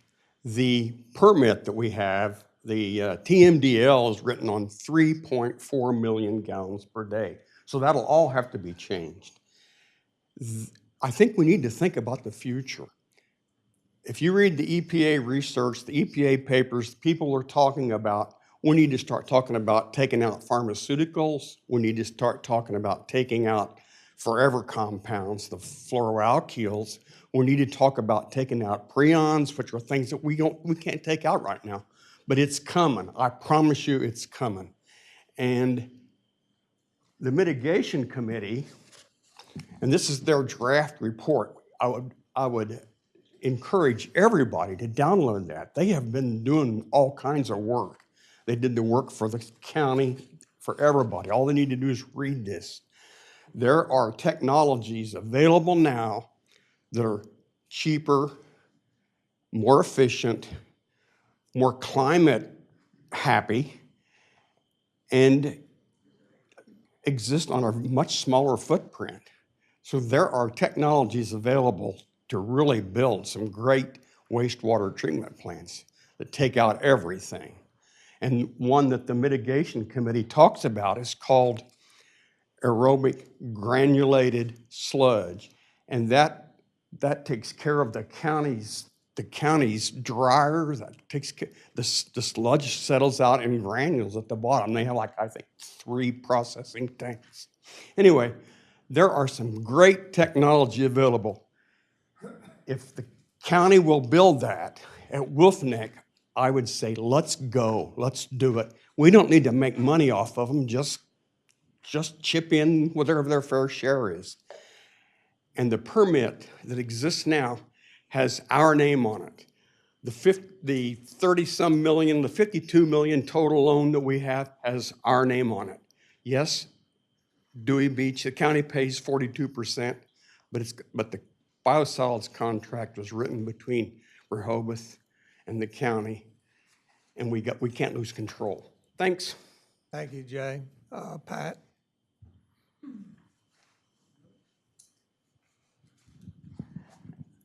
Pat Caluzzi. I'm a full-time resident at 41 Sussex Street, also the board chair for the Center for the Inland Bays. A couple of things. I certainly think there's no reason why you would not move forward to have further conversations. Clearly, there's more information that you need to have. But it's important, and I implore you to realize that putting the wastewater that Lewes BPW has, the effluent going into the canal is just something we would like to eliminate, like Rehoboth did some years ago. So I'm very hopeful that you will move forward with further discussions. Thank you. Thank you. Anybody else? No, one shot. Mayor Williams, I do have this letter from the city of Lewes. We will embed this into the agenda so that people can read that and probably take 2 days to get it on there. Do you want to read it? Basically, it indicates, or do you want to just articulate your position? Yeah, thank you. I appreciate the thoughtful questions from all the commissioners and the residents. I appreciate the opportunity. And as you stated before, Mayor, I think all we're looking for is to continue the discussions to see where this might be mutually beneficial to, the region as a whole. So I appreciate the opportunity for us to come before you today and to the residents. All right. Thank you, Mayor. Thank you. Thank you. Anybody else? Last chance? If not, I'm going to bring it back to the table up here.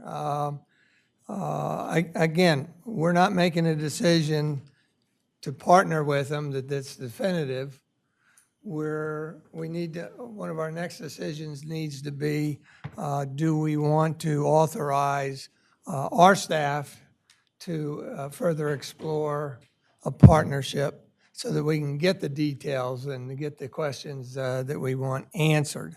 I'm frankly comfortable moving forward with authorizing our city staff to move forward because we need to be mindful. It's just a continued exploration phase, not committing to anything. But I think it is a necessary stage before we can make a commitment to either say no to it or to say yes to it.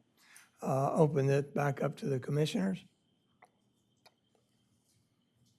I'll just go on record. Everything I've heard is valid. We don't have enough information now. We need to get the information. So I concur with you, Mayor. I do as well. I think this is a big decision, even to move forward with the discussions. And as such, I think, Mayor, even though we are in a workshop setting, I do think we should have a motion and a second and vote to be on the public record. So, if I may, Commissioner, the agenda does not permit for a vote. It says discuss. It doesn't say take action and consider. So, out of abundance of caution, the mayor could instruct the city manager to explore this topic further, but taking a vote could potentially be a FOIA violation. Okay. Well, we're not very good at that, so we don't want to keep doing that. Thank you for that. Ed, I had just mentioned as you left that I was comfortable moving forward with the decision to authorize our city manager and administration to partner with BPW and Sussex County in further exploring the partnership. I've got 2 agreements from your colleagues on your left. Haven't heard from anybody on your right yet. I don't know if you have an opinion or. I'm certainly in favor of moving forward and starting to get to the nitty gritty. But I do, I think former Mayor Cooper and Mr. Gaynor both made very valid points that we need to make sure that we have someone that's objective representing our interest and looking at what the risks are so we can weigh the pros and the cons appropriately. Of course. Thank you. Anybody else? The only thing I want to mention, obviously, I support further discussion, but I just want to iterate that not only are we citizens of the City of Rehoboth Beach, we're also, residents in Sussex County. So the greater, I just think that we obviously our first order of concern is the effect, how this is going to play out for the citizens of Rehoboth Beach. But I think it's important for us to be mindful of how this is going to, what the effects of this will be for Sussex County and the greater area. Anybody else? I concur that we need to learn more, and I also do agree with Commissioner Preston that we do tend to drag things out, and knowing that this is an important issue, particularly for Lewes and the county, I think we also need to be mindful of that this is not something we can just discuss every month. Thanks. Anything? Yes, I agree that we should move forward on it. We talk about the details to discuss. Just hearing individuals today express their concerns or their thoughts, I put together what I feel we should ask the staff to respond to us of a minimum standard, and that is to address the term of the agreement, the length, the treatment standards, the NPDES permit, 3.5 million per day, currently our TMDL permitted, a financial package about our debt service, our sewer rate impact, a time frame for the construction, the technology used at Wolf Neck, and the consideration of use of the aerobic granulated sludge process, a list of state and federal permits that would be required for this process to move forward, the current capacity of both Wolf Neck and Lewes Public Works, and an estimated growth for the next 5, 10, and 20 years of flow, and any redesign that would be used for our current outfall and permitting processes. Also, the consideration of looking beyond GHD to Stearns and Wheeler for consulting services. And another aspect, how does this parallel or how does this affect our current agreement with the county that we have? Would this be a parallel agreement? Would this be in addition to the agreement? Just how would those structures work in the development of this partnership? I would ask that we have an update in 30 days back from city staff, just as we're making progress, or these are issues that we can address or need more information, and a written report within 60 days. And that's my final curiosity. So when would the collective group actually get started? Todd, let's ask you and either Taylor or Evan that will be working on this. I don't want to commit to 60 days if we can't do it. All I'm asking is for written status updates. I'm not asking Okay. for the final, In but 30 we and need to 60. keep this moving forward, 30 and 60 days, correct? at least. So I think we're, speaking for the county, I'll let Tom speak for Lewes, that I think this is important for us as well. And we want to have a decision because if the decision point for Rehoboth will lead us in a direction with Rehoboth or not. And then we've got to explore the other two options. So I think we're committed to moving as fast as we can, but as thorough as we can. Some of the things that we've heard today, we could probably turn around pretty quickly. Other things would take more time. All right. Yeah, and just to reiterate that, first of all, as an unpaid citizen of Lewes, as all the other board members are, we really thank you for your time. We're not looking to rush the decision. I mean, obviously, we've been doing this for 2.5 years, but we are concerned, as I said earlier, about being ahead of the next storm. And I can commit that the BPW staff will be responsive to any questions or data that's asked, in combination with the county, to keep the process moving ahead. And the time frame that we talked about, conceptual by the end of the year, to set it up for an agreement next year, if it's acceptable to Rehoboth Beach, is the time frame that would support our needs. Thank you. And Commissioner Gossett, just to address your idea of regular updates, of course, staff can do that. We can include it in city manager's report. We can include it in the biweekly update. And at 60 days, we could definitely do a written kind of summary of the entire process so far. But of course, the discussions will be ongoing, but we'll definitely make sure we continue to update you regularly. Yeah. So, Mayor, just Taylor, to that point, a summary of the discussions I think would probably not be all that useful to us. We need to understand. So Todd just said there are several things that they heard already that they could address pretty quickly, and then some things that are going to take longer. It'd be nice to know if there are things you can address quickly, what are they, and what are the answers to them? And the things that are going to take longer, what are they? And what's the time horizon for those? I mean, it's important for us to know those things, and it's important for the public to know those things. So I appreciate the summary report, but I think in this instance, it's such a big decision, we do need the details. Of course. And I think that's why Commissioner Gossett so articulately listed a number of things that he would like addressed. If I could just add, I think Commissioner Gossett had a very comprehensive, good list of things that need to be considered. But one thing wasn't discussed at all today that I think is going to be very important for me is with the increased flow on our current outfall, what does that equate to with additional wear and tear?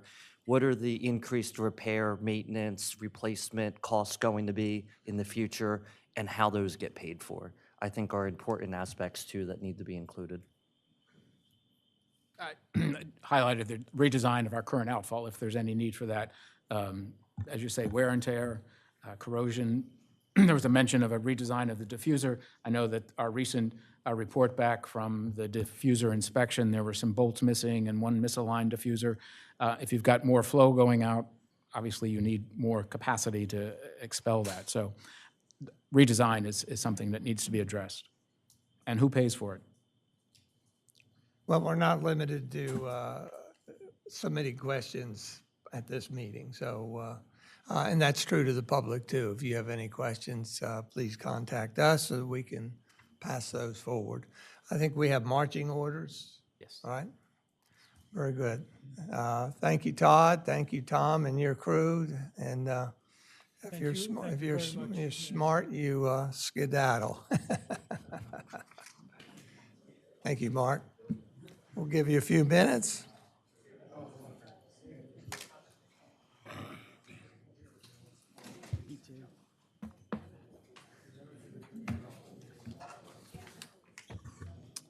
Well, it's 11 o'clock, and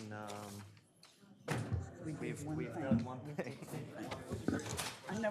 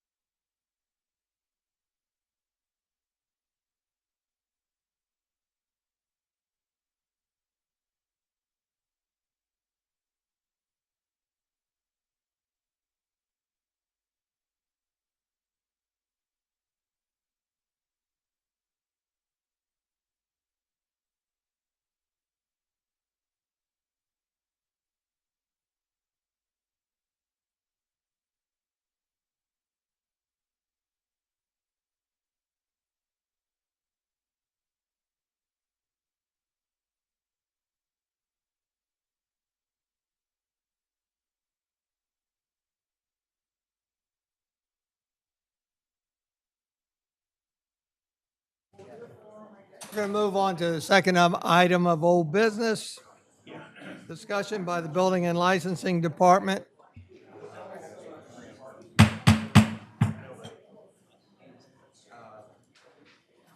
Next item of business is discussion by the Building and Licensing Department on non-habitable basements. This is a continuing conversation, and I'll turn it over to Corey of the Building and Licensing Department. Thank you, Mayor, and good morning, Commissioners and Mayor, City Manager, and the public. This conversation is no stranger to these workshops. This is a continuation over several months. Building and Licensing first started to notice this issue over 2 years ago, and we are still working under a resolution that was adopted in March of 2023. For anyone who may be new here today, this issue boils down to a conflict between the city's zoning code and our adopted building code. It's an issue of only 2 inches, but that 2 inches has a lot of zoning issues that come into play with it. Currently, our zoning code suggests that basements in residential houses can be built at a ceiling height of less than 6 feet 6 inches. And with that, the house that area of the house is completely excluded from floor area ratio. On the other hand, our adopted zoning code says that non-habitable basements must be built at a ceiling height of no less than 6 feet 8 inches. 2 inches isn't much. I've said this before. I'll say it again, though. It comes with a lot of zoning implications.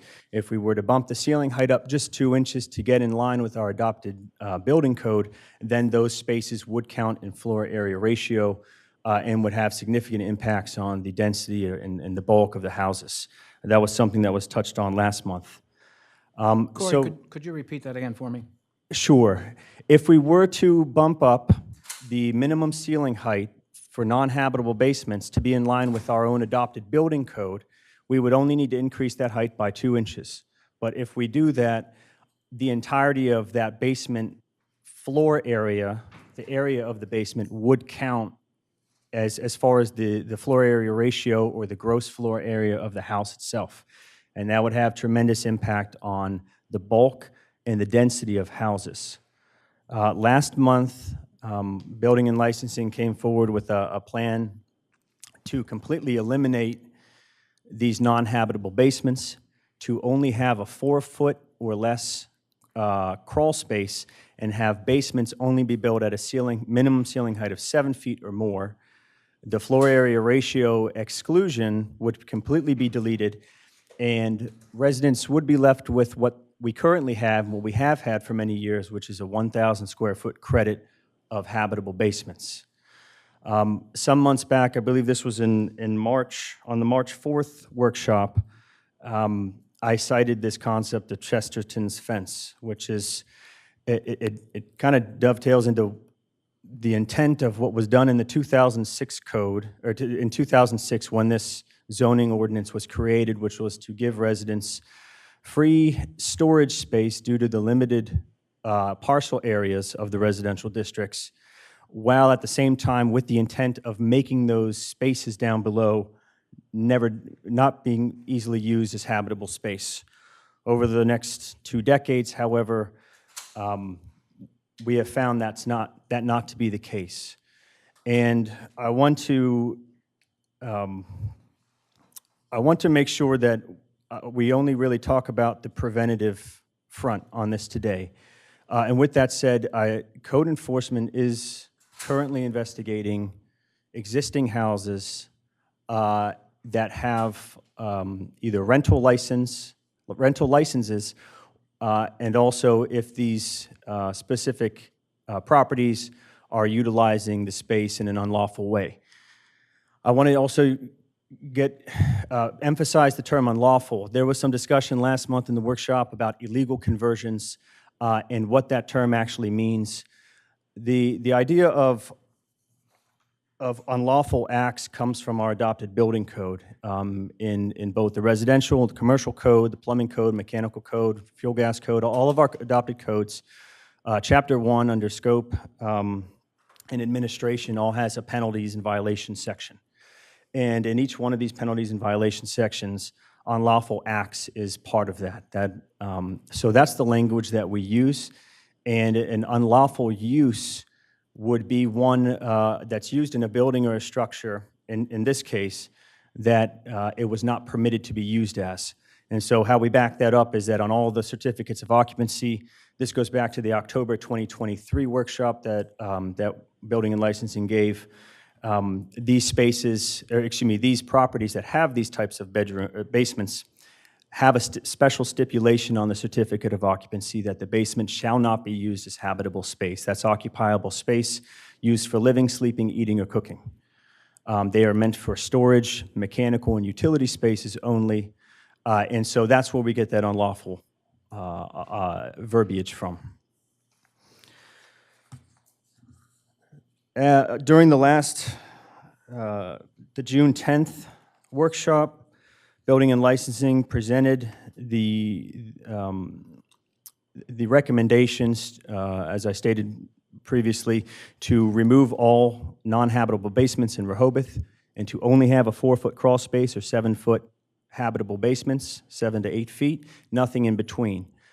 After listening to the presentation and listening to public comment, there was a consensus reached, not a vote, but a consensus reached to go in the opposite direction and to maintain non-habitable basements, but to significantly reduce the risk of unlawful uses of those spaces.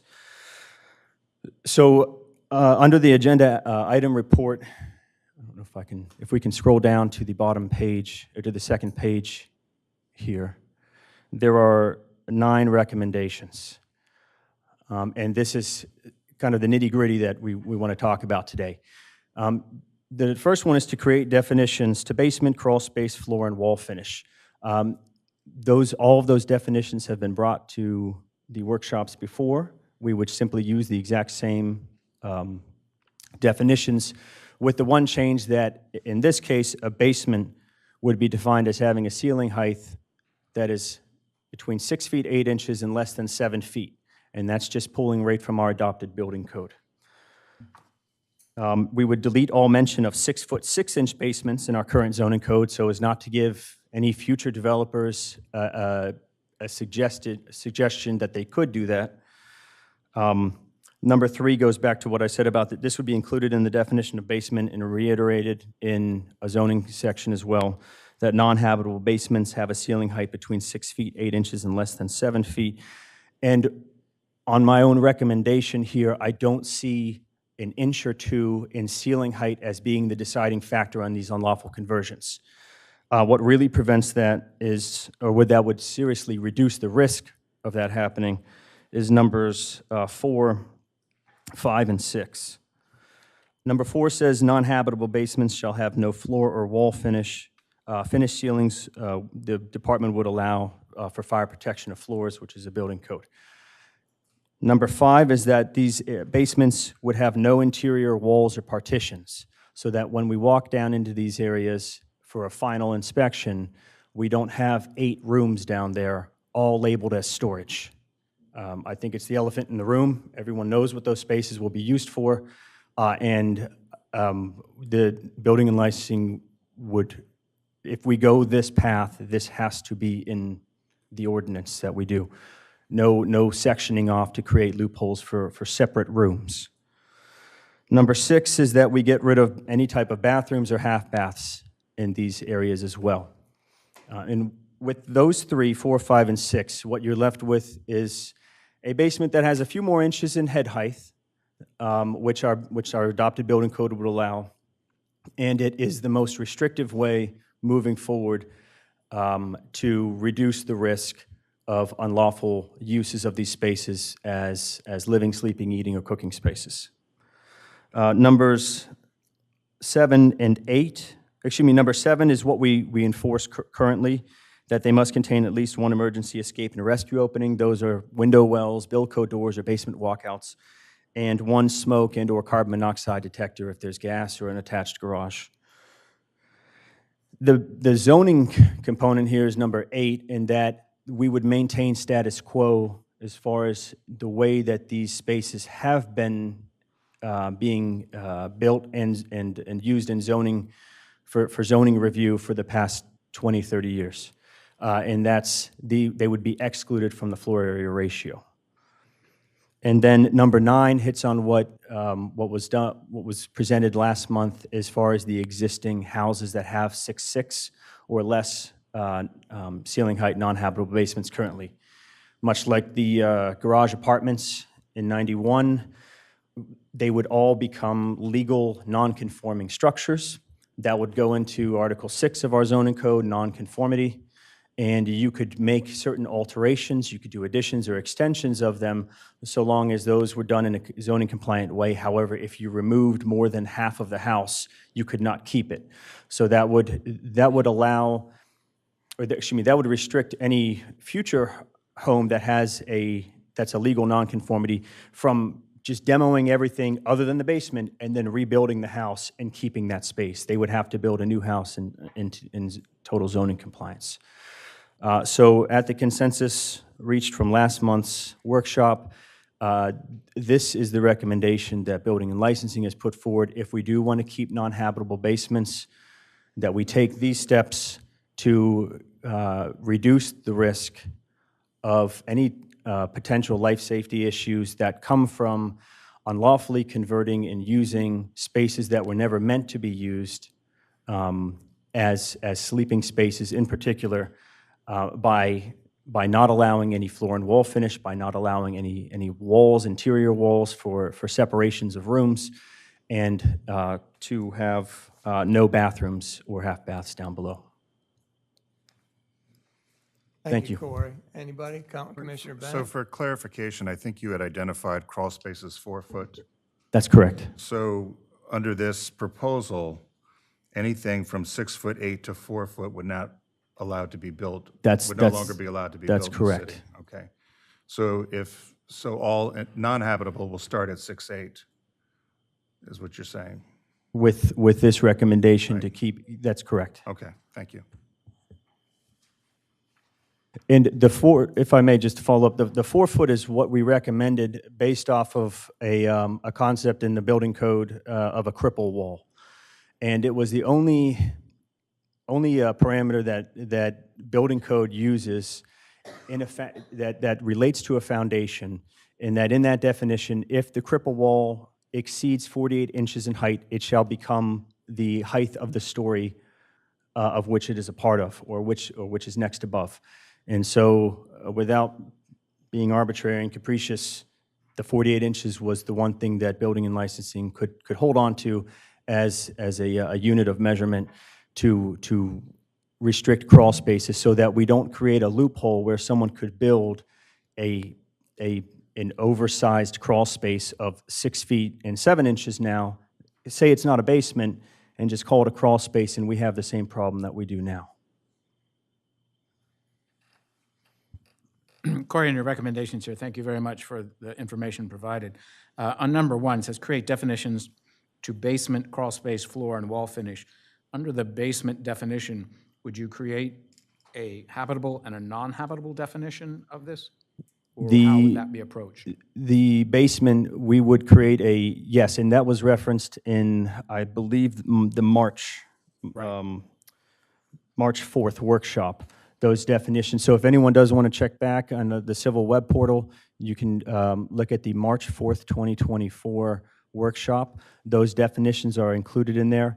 And the non-habitable basement is basically a basement with a ceiling height of 6 feet 8 inches and less than 7 feet, without floor and wall finish, having 50% or more of its periphery below grade. That's essentially what it would say. I think that was in the workshop meeting, June 4th. You had those specifically called out in an ordinance update. So.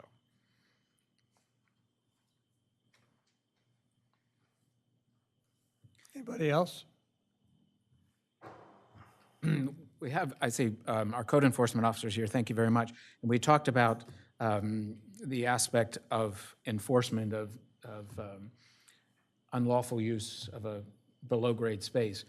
Has there been any movement on enforcement or our ability enforcement of that, or how do we necessarily approach that? I'll say right now that's being actively investigated. We've already received a preliminary report on findings, and code enforcement will be giving an entire presentation on the enforcement of this to the commissioners at a future workshop in the next couple months, I would imagine. So that is something that's being looked at. There already have been cases that they have found, but they're working with the city solicitor on certain legal aspects as well as violation aspects. And you mentioned earlier that under certificate of occupancy that's issued, they specifically call out that this shall not be used for living spaces. Is there a correlation of that also with our licensing department, that rental licenses would not be issued for these residences? So the rental, on the certificate of occupancy, we don't list how many bedrooms are included. However, when a private house decides that they want to get a rental license, they have to list how many bedrooms are on that for that rental license. And for the initial license, code enforcement does have to go out and they verify how many bedrooms. And with that rental license now, that's one of the aspects that is being investigated right now, as far as what does the city have on record as far as the business license, the rental licenses go, how many bedrooms are stated on that rental license when city code enforcement officials were able to make entry, lawful entry into the property, and to verify that the number of bedrooms that were stated on the rental license are indeed in the house. And now we can correlate that with how many are being advertised as well. And then we can take it that way, that the areas in these non-habitable basements are being utilized as bedrooms and then and advertised as such. This process is being developed, or are we currently have that in place, or is it a expanding program that is being developed? Can you kind of? Yeah, sure. It's still being developed at this point. We're exploring different rentals that may have these types of basements.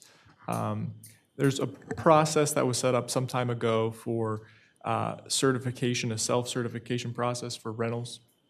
And we're hoping to develop a better tracking system for that. And as Corey mentioned, there will be a presentation about how that system will be improved in the future. Thank you.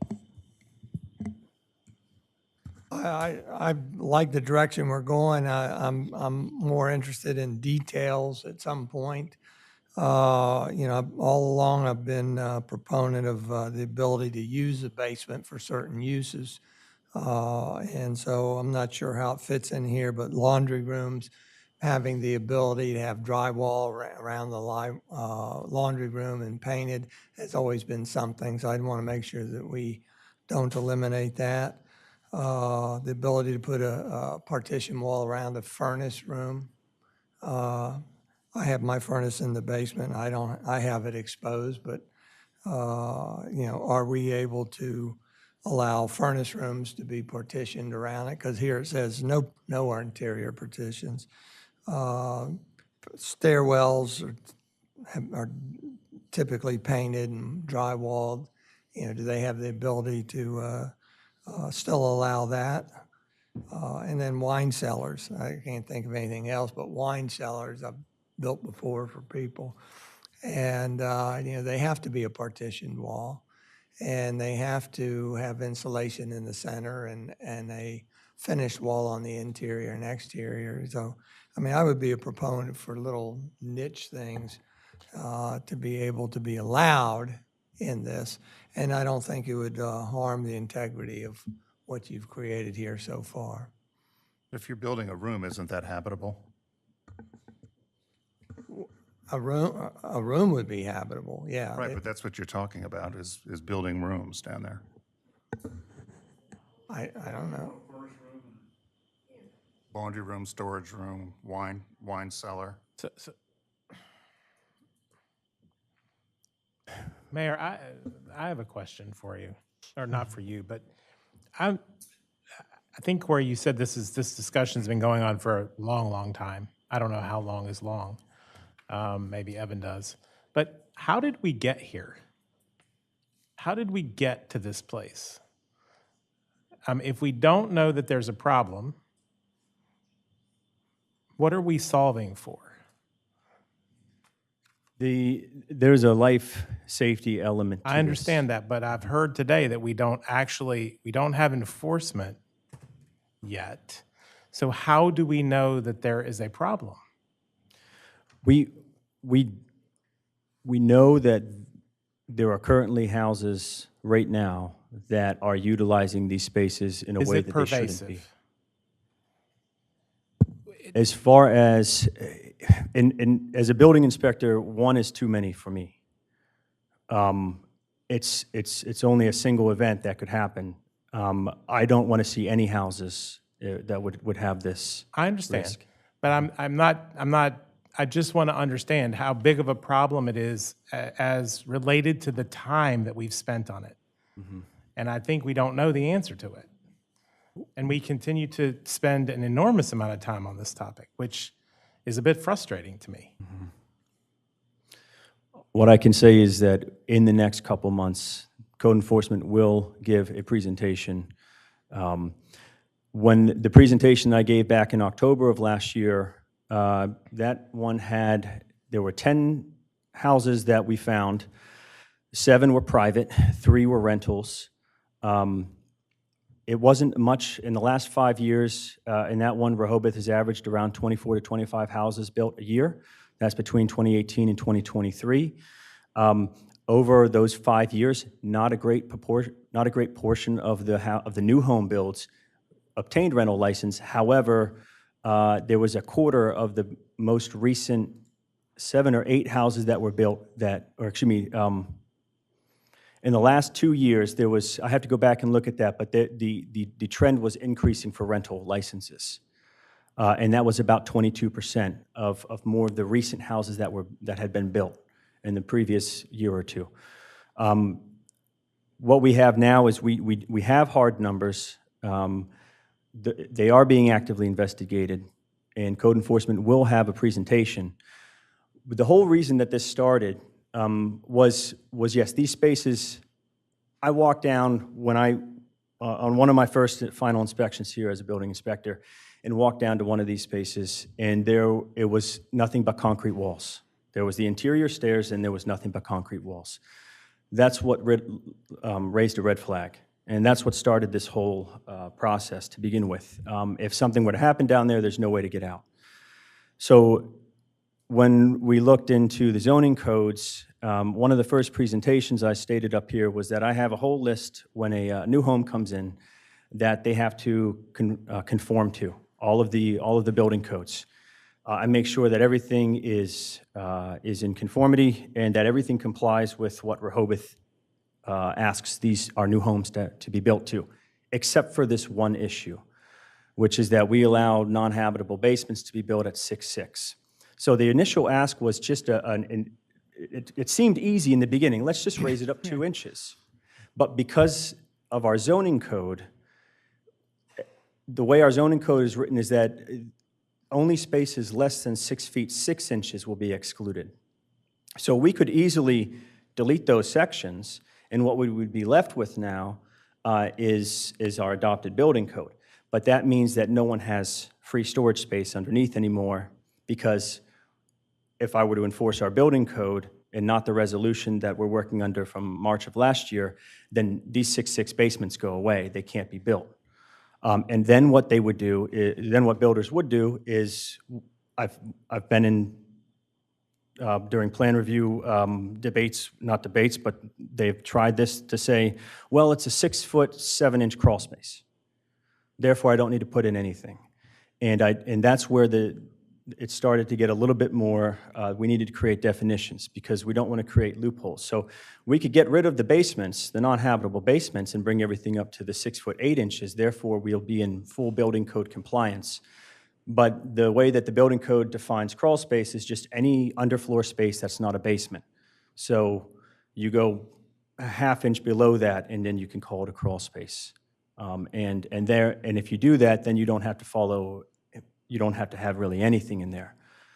So what started out as what we thought was a simple ask of just raising it by 2 inches, it hit upon the zoning codes that we have, as well as some loopholes that would be created.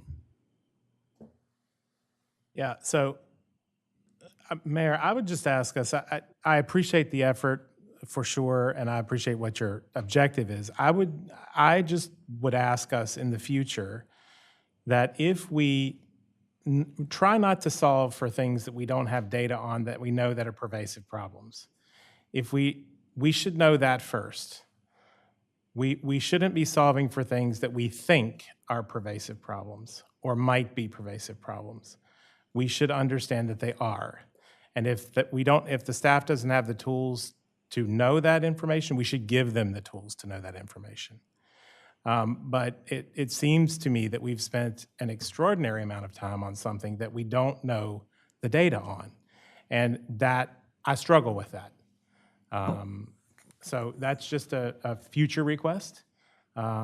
It's not a commentary on the objective here. I understand what you're after. I'd like to just make a counter comment, which is just because we may not have the data on it, in terms of like statistics of what, how often this has happened and so forth, but we have created this. I'm looking at this strictly as a risk assessment. We've created a scenario where this can happen. It may not have happened. We don't know that, but I'm very concerned about the fact that we make it easy, and human nature being what it is, and money being what it is, and all that kind of stuff. It creates a potential, and I don't understand why we don't have some kind of guardrails or whatever, I guess, lousy term, but that we define this as best as we can, and I think what you've done here certainly has done that. There may be some tweakage that we have to deal with or something like that. I don't understand. There may be some exceptions that the mayor outlined, but I'm wondering, if you have a furnace room, don't you need a furnace? I mean, I don't think there's that many furnaces. I mean, we have heat pumps, and that is not something that's combusting anything, would we allow that, or only in the situation? I mean, it's just going to get things more detailed. But I think what you've done here is very much, I think, what we need at this moment. We can expand on it or whatever. But I would like to kind of get this passed. I would like to get something accomplished as far as this goes, and I think what you have here is doing it. So anyway. Anybody else? Yes, I think the driving force here behind us is, in my focus and view, is life safety. And that is the responsibility for us as the commissioners to protect the life safety of the entire community. If individuals wish to have a wine cellar, or they have an enclosed laundry room or whatever, life is choices. So you build a habitable basement.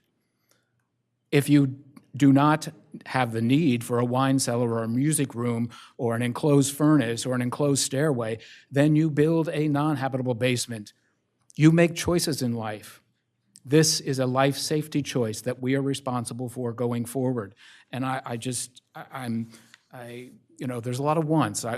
People want this, they want that. Well, you have choices to make. This is the choice that is driven by a life safety commitment to the city going forward. And, the fire codes have changed.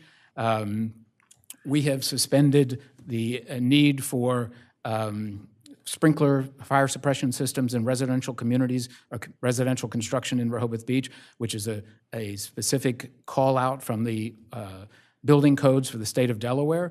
I personally think that is an error on our part, but majority rules. But again, I think this goes back to choices. And the choice here that determines this to me is life safety commitment going forward of the community and protection of our residents and our visitors. Thank you. Anybody else up here before we go to the public? Members of the public, anybody like to address this? I've got back here first. Sharon, well, state your name, relationship to the city, if you would. Hello, I'm Sharon Sherwood, and I'm an owner at 505 Stokely Street, but today I'm here representing the Rehoboth Beach Homeowners Association. And to that end, I'd like to read a statement. The Rehoboth Beach Homeowners Association represents over 800 members who are property owners in the city of Rehoboth Beach. For over 2.5 years now, we have been advocating that the city take action to address ongoing issues of code compliance and have brought forward the issues of our members. We acknowledge and appreciate the changes that have been observed, including the increased staffing within the Building and Licensing Department, and specifically those issues that address code compliance. For over 18 months, the Board of Commissioners have been on notice that our code regarding non-habitable basements was not compatible with the International Building Code as adopted by the city. During these discussions, misstatements and misinformation have clouded the issue. No one, not staff, not RBHA, is advocating to do away with basement storage. Any argument to the contrary is a red herring that distracts from the actual problem: illegal and dangerous basement conversions. City staff have today put forward a proposed solution that includes the input of this board and the developer community. Our membership strongly supports the efforts of the city staff to represent the board with a solution that will continue to allow folks to have plenty of clean and dry storage space while assuring that the critical life safety features required by the International Building Code are in place. While the original recommendations as presented at the workshop meeting on June 10th would have been more effective in reducing or eliminating illegal basement conversions, it is our hope that the proposal made today will make a significant impact on the critical problem.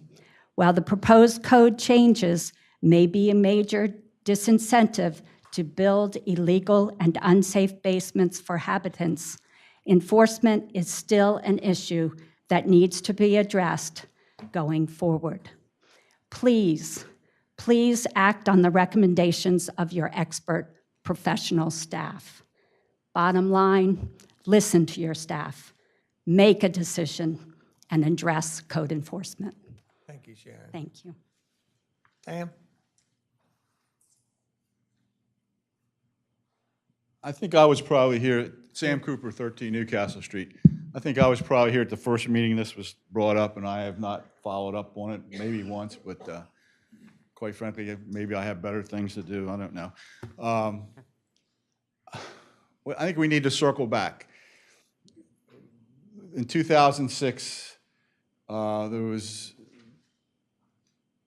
with the FAR, it was, people were converting their basements, and obviously, typically, a basement could be 50% of the size of the upper structure, 2 floors, half the basement's as big as 1 floor.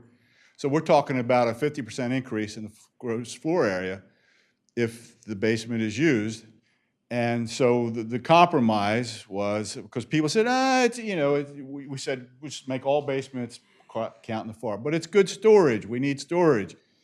And so we lowered it 6.6, thinking that would not conform to the building code. You couldn't use it for habitable space, and it would be such that it was really uncomfortable, you know, to use it as such. But you could get around it for storage.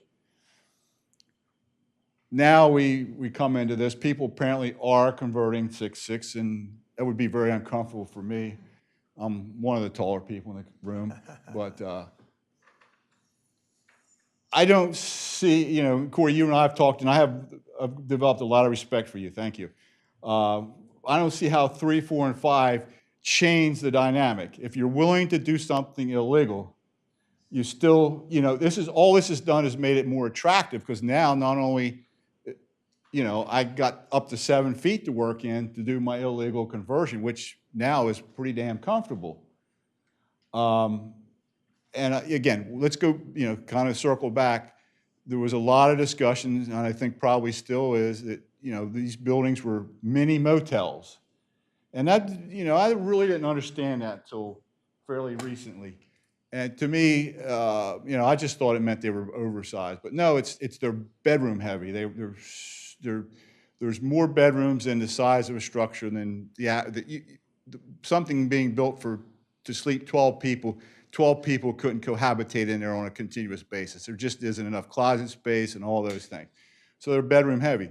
So I don't care if you don't put bedrooms in the basement, you put your living stuff down there, so you just put all your bedrooms upstairs, and now you have all your living areas downstairs. You're still allowing the oversize and it's of these structures, and it has to do with the density. It relates to number of cars, just city services are required, and all those things.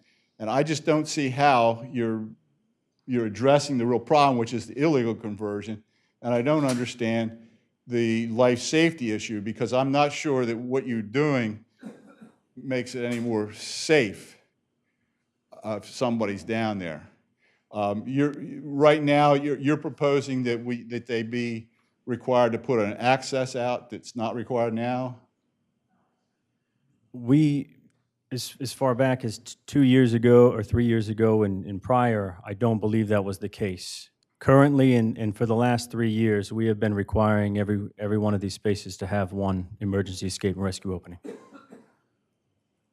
One opening, but would a 6 foot or 6'9", let's say, basement under the building code, would it be required to have that? Yes. It would? The only thing that wouldn't is if you took advantage of the loophole that we don't have a definition for crawl space. And so if it's half an inch below what we deem as a basement, you can call that a crawl space. Does a walkout access count? Yes, sir. Yeah, build code doors, the ones that open up the window well, and a walkout. Sam, Some type. finish that thought, if you would. But as I read the code, if you have a basement, does it have to have a separate egress? Yes. So even if you go to your definition, 6 to 8 to 7 feet, somebody puts a bill code door in, and they put 3 bedrooms down there, they still aren't going to be compliant, right? Because they won't have the egress out of each bedroom. Correct. So I think you're giving up a lot of what the original intent was, which was to shut down on people, illegal conversion, creating 50% oversized house for some definitions. And I'm not sure that you couldn't do this through definitions, or if you really want to get tough, is just say anything over 4 feet counted in the FAR. Thank you, Sam.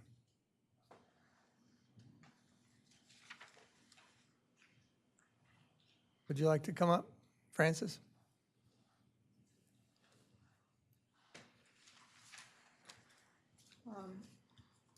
I'm going to sort of start at my end. Introduce yourself again, Fran. Hi, Frances Kelleher, 318 Stokely Street.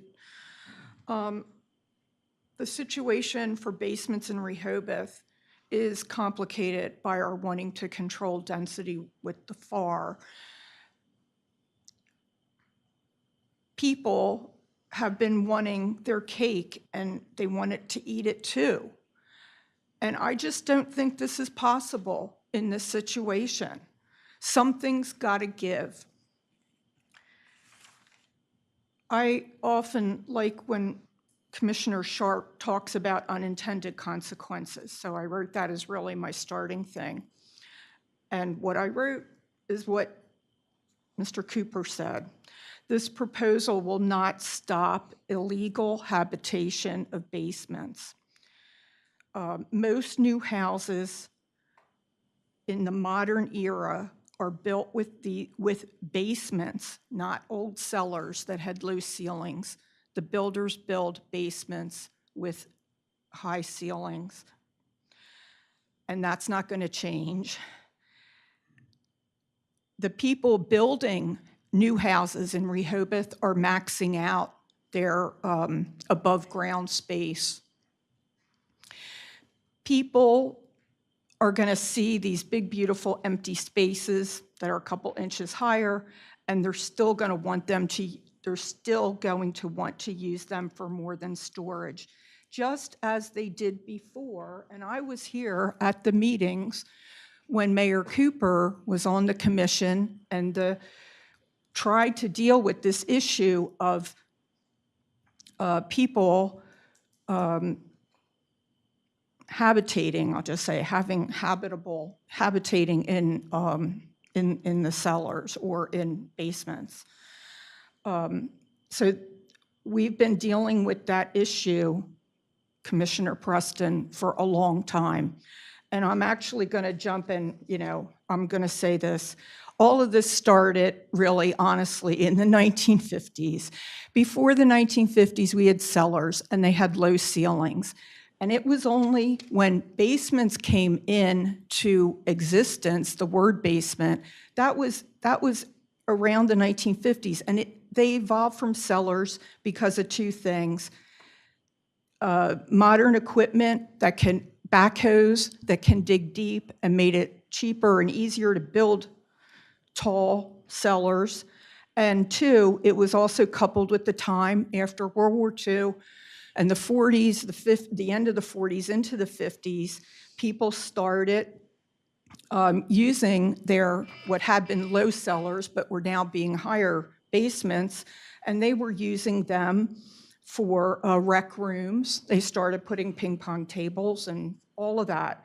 That led to, using living space, and then that led to people starting to put bedrooms down there. Francis, Okay, I will wrap it up. Builders simply do not build non-habitable basements anymore.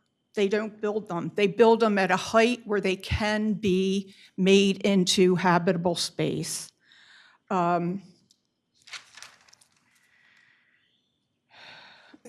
So I'm just concerned, I'm raising the concern that with all, I think this is all very good, but I am afraid of the unintended consequences, that the people are not going to be happy. Now they're going to have to go for illegal conversions of these basements because they've maxed out their FAR. They can't come to the city for permits to finish the walls and put the partitions in. So we're going to see what I'm going to call is a new wave, a new wave. We're actually potentially creating a new wave of illegal conversions. Thank you, Francis. Thank you.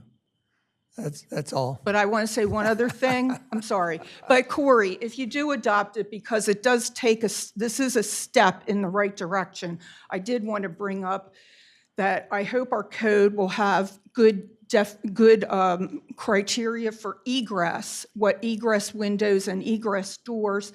And if we're going to have egress doors with bulkhead, walkout egress with bulkheads, then I also would like the building and licensing to look at drainage issues that are going to be caused by them. Thank you, Francis. Anybody else?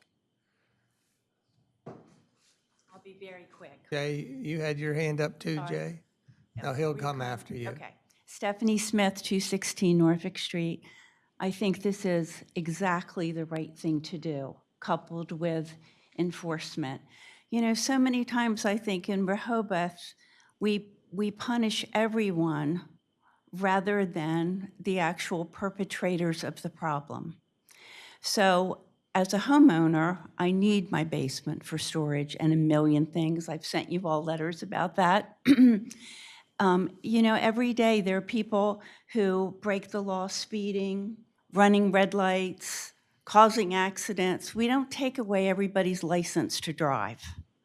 So I think with enforcement, if you have to renew your rental license and that requires an inspection, and when you go there, they've converted their basement, their non-habitable basement, into a living space, take their rental license away for 2 years, fine them $25,000, and the word will get out and they'll stop doing it. Thank you. Thank you, Susan. Jay, who had your hand up? Jay and then Mark. I'm Jay LeGree, and I still live at Prospect Street. Did you fire Chernowski as the official timekeeper? What happened? No. Why weren't you laid down on the job? No. This is great. Do that, and I agree with Sharon.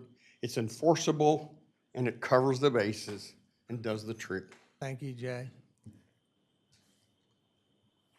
I'm still Mark Saunders, and I just have 2 words. We can increase the penalties. We need to think about that. That's all. Thank you. Anybody else? Back up to the commissioners on the direction.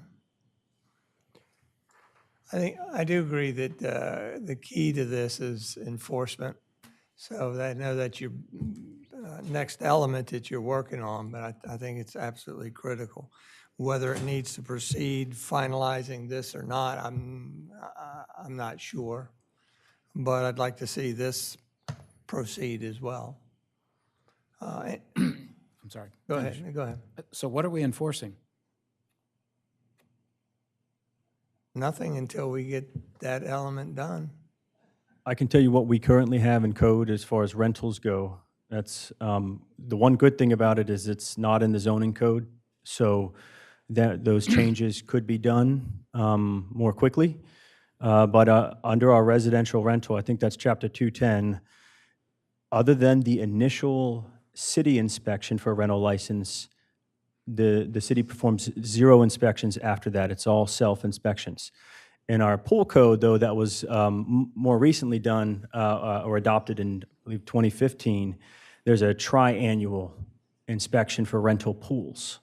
So one of the things that will most likely be brought for consideration in the subsequent months with code enforcement and what their findings are, and they have found multiple properties already, but I want to let them present that in their own time, and what they come up with is also most likely code revisions or amendments, addendums to the to 210 that would allow city officials to do annual, biannual, triannual inspections for rental properties as far as enforcement goes.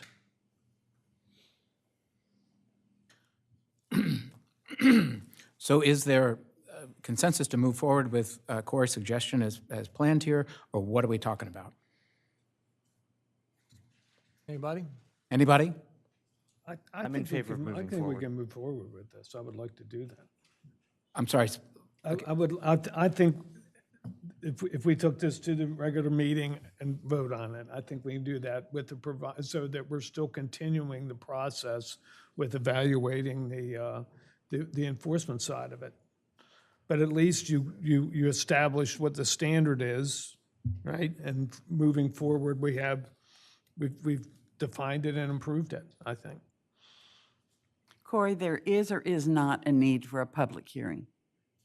There is a need for a public hearing. So is that the next step, to set a public hearing? Well, don't we need to see what the draft code is going to be so that we see the exact wording?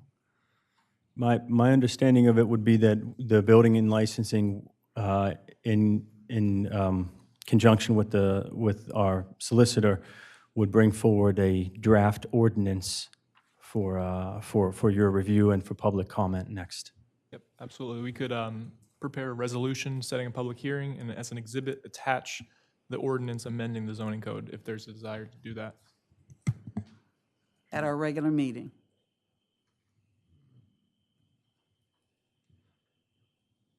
Which we had done on the June 4th meeting, brought forward a resolution and ordinance to make changes. So we'll do it again, maybe. At the next workshop? Or at the next regular meeting? What is the decision? Regular meeting. Regular meeting. I'm not hearing any objection to the regular meeting. Have time to do that, because that means the support document has to be done by Friday. Basically drafted from the By June Friday. meeting. We have some slight variations we would correct, but the draft ordinance, 80% of it's already been done. So bottom line, Corey, you're going to make some minor changes. You'll be back here at our July regular meeting, and we go from there. Yes, ma'am. And that would be to introduce that ordinance, but also to consider adopting the resolution setting the public hearing. Yes. Correct. Right. Anybody else up here? Well, just so we're all clear, just so we know what we're talking about, 2 iterations ago, we were far more strict and definitive. That's correct. Correct, and now we're not, so I'll just leave it at that. Anything else?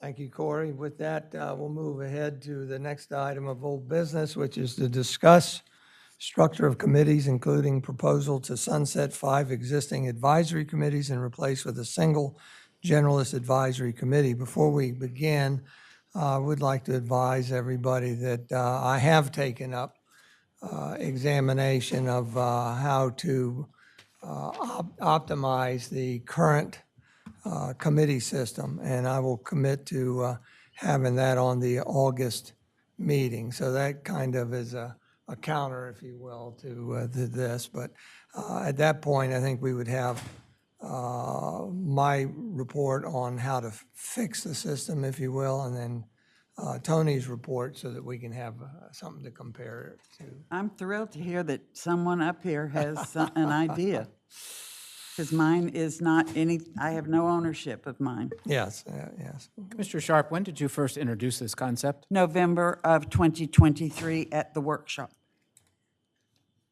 Thank you. So do you want to talk about this today or defer it to the August workshop? I didn't put this on the agenda. I have nothing to talk about. Well, then, you're the one who put it on, so you. Yes, let's continue it to the August workshop, Okay. yes.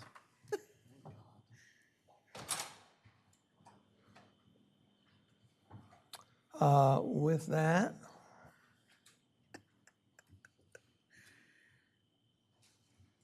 where's our guy? Oh, they're right there.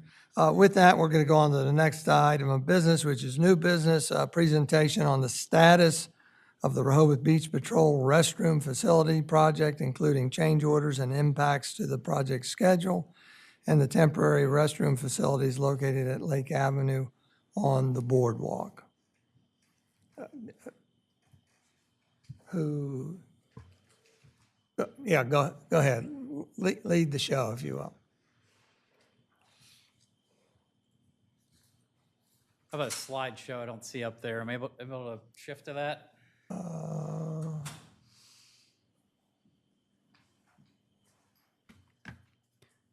You should be able to, there we go. Is there a support document on this? No. Nothing? No, Just a that's- slideshow? Okay. Yeah. The presentation will be embedded afterwards. Thank you. Well, thank you for the opportunity. My name is J.D. Bartlett with EDIS Company. We are the construction manager for the city for the Baltimore Avenue Beach Patrol and Comfort Station. So I'm here today to give an update to the commissioners. Brief overview of what I'm going to touch on during the presentation. The first item will be communications and site safety, schedule update, November delay update, subsurface conditions that we've encountered, review of approved change orders, and then followed up with budget status. The commissioners, feel free to interrupt if you want to interject with any questions mid-flow. I'd ask the public to allow me to finish the presentation. I think we've done a pretty thorough update here, so I think any questions you may have should be addressed. Before I get started, I just want to take a moment. The Beach Patrol has done an exceptional job of sort of shifting gears and positioning themselves in the temporary setup that they're in right now. So I just want to commend Captain Giles for kind of pivoting. They certainly are there protecting our families when we're at the beach, so I appreciate that. And I think it goes without saying that, as we're completing this project, when things get tough, that's the kind of thing that keeps us motivated, keeps us driving forward. So I couldn't get through the presentation without, thanking Captain Giles and his team.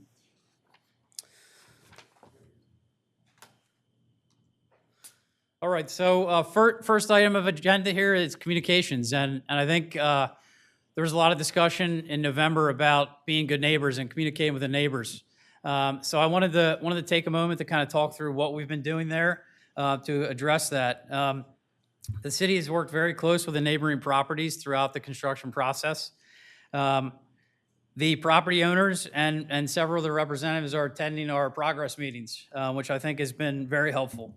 In fact, the Admiral, I just want to highlight, they've had 2 or 3 members of their team attending every other week and expressing concerns and allowing us the opportunity to work with them to address those concerns. So I appreciate that.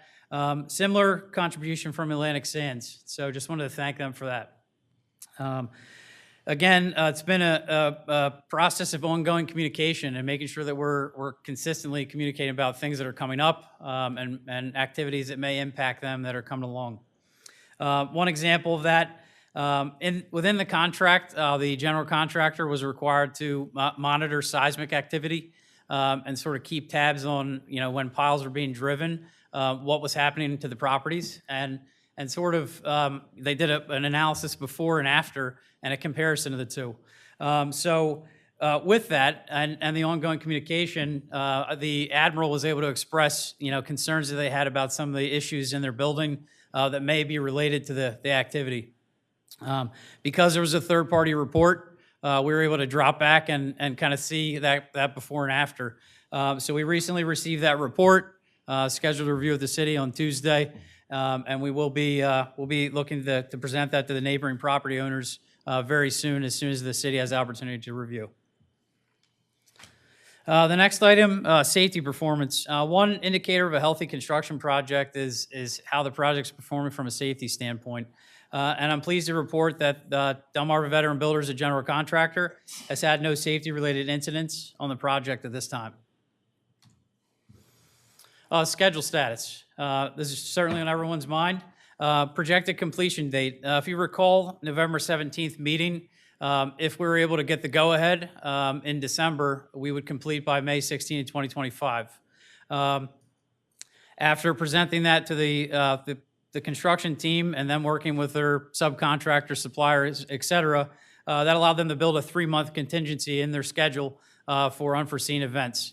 With that said, based on issues you're going to hear about further in the presentation, the most current updated master schedule on June 28th from Delmarva Veteran Builders still shows a May 16 completion. However, we've reduced that contingency schedule contingency down to only 2 months at this point.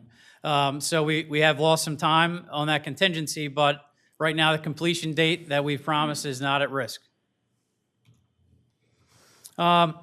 I felt prudent, since the November meeting, there was discussion about potential risk financially to the city with postponing things and addressing the vacancy of Baltimore Avenue. And just wanted to touch on those because I think we've done an exceptional job of trying to stick to, as close to minimal expense as possible in this. So I wanted to point out what those are. So the first risk that I mentioned in November was payment of direct additional expenses incurred by the general contractor as a result of the delay.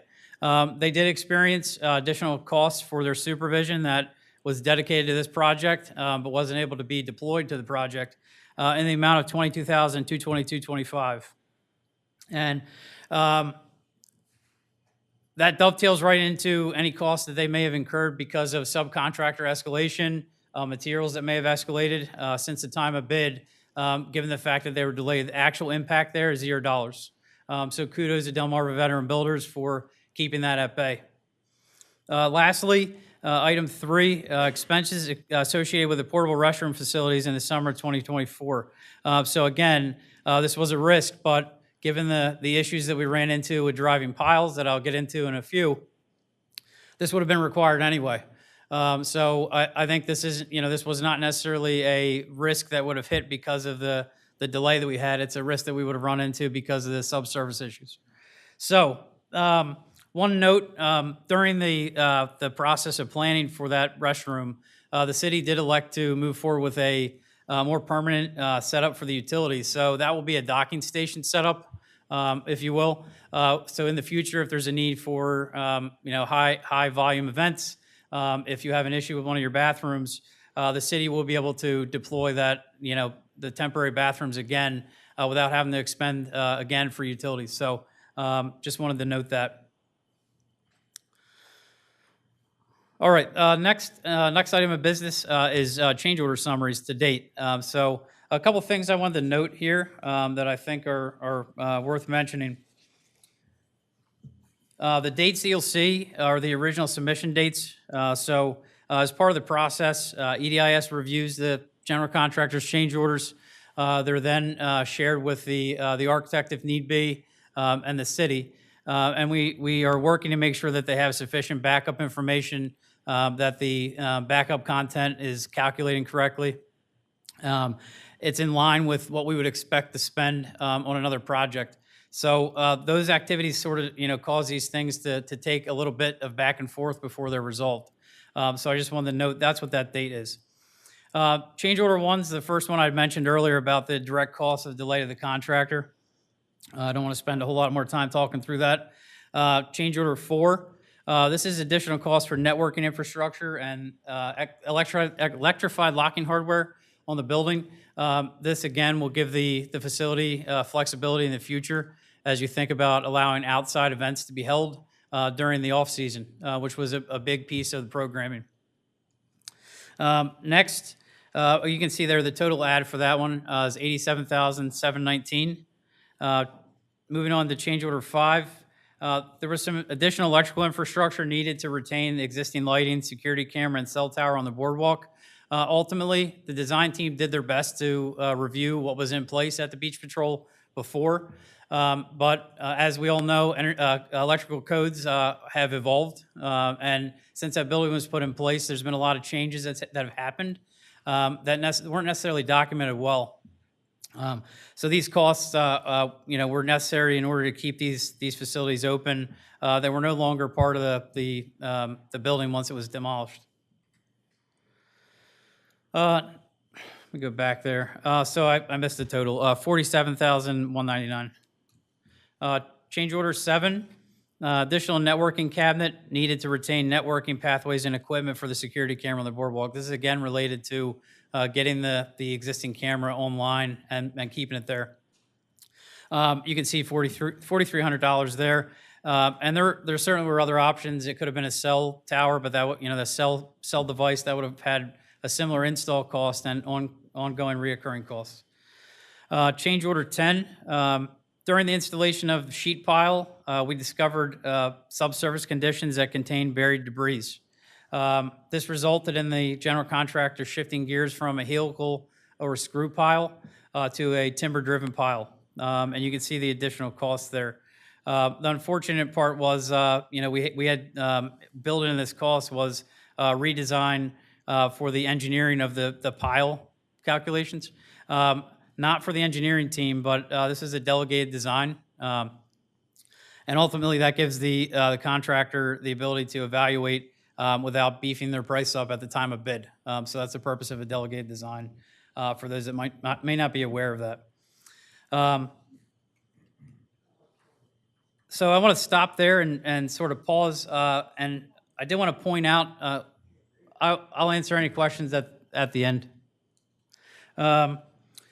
The change orders certainly had a couple missing. 2 and 3 were not included in particular. They've either been rejected or they're still in negotiation, so that's why you're not seeing those. Any questions on that first batch of items there that I've reviewed? Just want to pause. That was a lot of content. Is that the same issues with change orders 6, 8, and 9? So you're going to see a series of those that are related to the subsurface challenges, and I thought it was important to draw attention to how we got there and sort of what was happening on a day-to-day. So a little background about subsurface challenges. The construction industry has issues with subsurface conditions. It's an industry issue. And I will point out that underground utility legislation only came to Delaware in 2007. There were certainly agreements with missed-utility type groups, but that didn't occur until 2007. Why that's relevant is historically underground conditions aren't documented very well, and that's a construction industry thing. And that may pose a question, well, why wasn't the ground scanned, right? Why didn't somebody x-ray the ground? And the reality is in the soil conditions we have here, those technologies are limited to value of at 1 meter or a little over 3 feet. So that technology was in fact used on the project. It was used to identify underground utilities that were within that window, which was your electric and fiber optic lines and things of that nature. So just want to point out that you can't x-ray subsurface conditions. It isn't a thing yet. I look forward to a point in my career that maybe there will be, but we're not there yet. So that said, leading up to and sort of part of the design process, the city completed soil borings and had geotechnical evaluations done prior to foundation design. And that determined how many piles would be required. So during that process, no debris were encountered, which is unfortunate, but wasn't a situation we knew prior to bidding. During the seawall construction, we found significant debris. We discovered those, excavated, and removed those. And I'll give you a glimpse into what that looks like. You can kind of see in this picture the size of the concrete chunks that we're talking about. These were not just loose concrete chunks that, or stones that happen to be in the ground. So I thought it worth showing the group. Next, we discovered that the existing boardwalk pile configuration was much closer to the intended seawall that was to be installed as part of the project. So here are a couple pictures to kind of demonstrate what we were running into. On the upper left, you can see that that's a pile of concrete debris. Bottom left is a roll-off container full of debris. You can see in the upper right what looks to be remnants of an abandoned swimming pool or debris from a swimming pool. Looking back on the aerials, I don't recall there ever being a swimming pool in this location, so it's unusual. But I think it goes without saying that no level of preparation ahead of the design could have anticipated something like this being found in the ground. This is unusual. I've never run into this in my career, except for areas where there's rock and you're expecting to blast. Certainly not here in Rehoboth. Summary of the pile scenario that we ran into. So originally, the geotech evaluation proved that the design would need 90 piles in order to support the new structure. That was what's included in the contract that was anticipated. As part of the process, test piles were conducted in late March. During the test pile installation, we did find some difficulty in driving, but they were able to meet bearing capacity below the 10-foot floodplain requirement. So we were able to move forward. Had we not had success with the test piles, we probably would have attempted additional test piles if anyone's curious. At this point, we said, it probably makes sense to do additional soil borings to make sure that the locations of the original were not an oddity, and we did that. Those additional borings conducted came back with similar results. In general, the soils were what we needed them to be at the site. At this point, we sort of had to stop and have a conversation about how do we manage risk here, because inherently, the design of the piles was going to be different in that piles were going to have to be added. We knew that we were going to have piles that didn't meet bearing capacity, that didn't go to the proper depth, and we had to evaluate what to do. And I got to give kudos to the city, my team, and the members of Davis Bowen Friedel, who really worked together with the contractor to kind of get through a sequence of how we keep the project moving. Mind you, the May 15th deadline was looming there. And for those that don't know, there's a city code about driving piles. And had we passed that threshold of May 15, we'd have been prevented from installing piles until after the summer season. So would have been a significant delay to the project. With that said, the team got together on a daily basis. We had conversations on a daily about design adjustments that needed to be made to compensate for what we were finding in the field. And this allowed for continued progress. So again, this could have been a moment in time when everybody panicked, but instead everybody pulled together and we were able to come up with solutions real time. So the contractor wasn't held up, number one, but also so we were able to meet the timeline and keep the project moving. So that was the priority. In total, we ended up with 131 piles driven in order to support the building. So that just shows the volume of additional.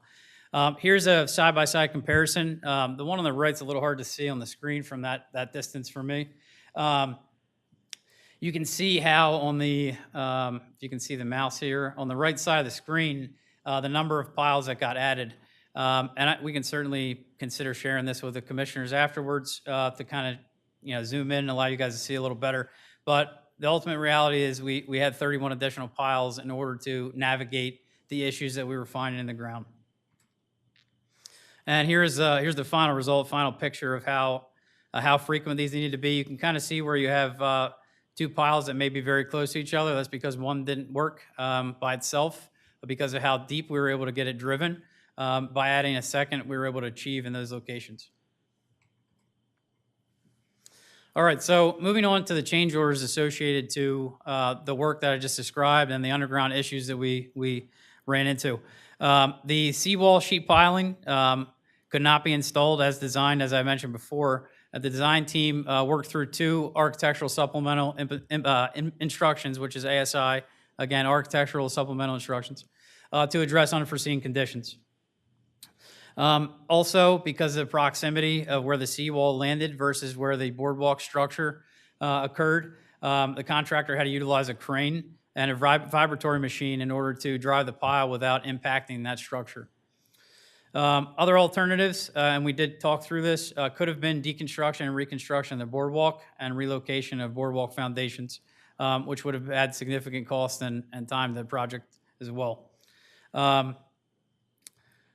This also included cost of excavation of those debris that you saw pictures of as well. So that was part of this. That total change order, $158,985. Change order 9, this is related to the timber piles. So in this instance, we discovered subsurface obstructions. We also hit a soil hard pan, which is a condensed layer that we had to work through. The original design required 90 timber-driven piles. During that process, 33 broke or were refused by the ground. So again, as I mentioned, we had daily meetings, daily design updates, daily geotechnical analysis, and we ended up at 131 within the time required by code. I did note that crane wasn't necessary for accessibility. Because, again, we had started installing these. There was not a whole lot of access with traditional driving techniques with hydraulics. So that was needed as well. So the total for that change order was $192,249. And sort of in summary, just overall in terms of where the project stands budget-wise, you can see the original contract total, $4,897,000 for Delmarva Veteran Builders contract. Within that contract, there were one contingency, 2 allowances that are listed. And you can see currently the owner contingency has been used, but not significantly. The owner allowances are still there at $60,000, and the security IT was for security IT package. The contractor has secured that, so those were spent as well. Bringing the current contract to $5,449,770. And I do think it's worth noting that when you talk about new construction versus existing construction and renovation, in a renovation job, you do run into a scenario where you have to interface with other components, pieces, structure, utilities, building systems. In a new construction project, you don't really have that interface, but where you do have that interface is with the ground and the underground utilities. So the largest area of risk in a new construction project is what occurs underground, where you can't see and it's difficult to predict. So I felt it worth pointing out that those large areas of risk are behind us. And I think we're certainly expecting that there will be changes, but they're not significant as you see here in terms of project status.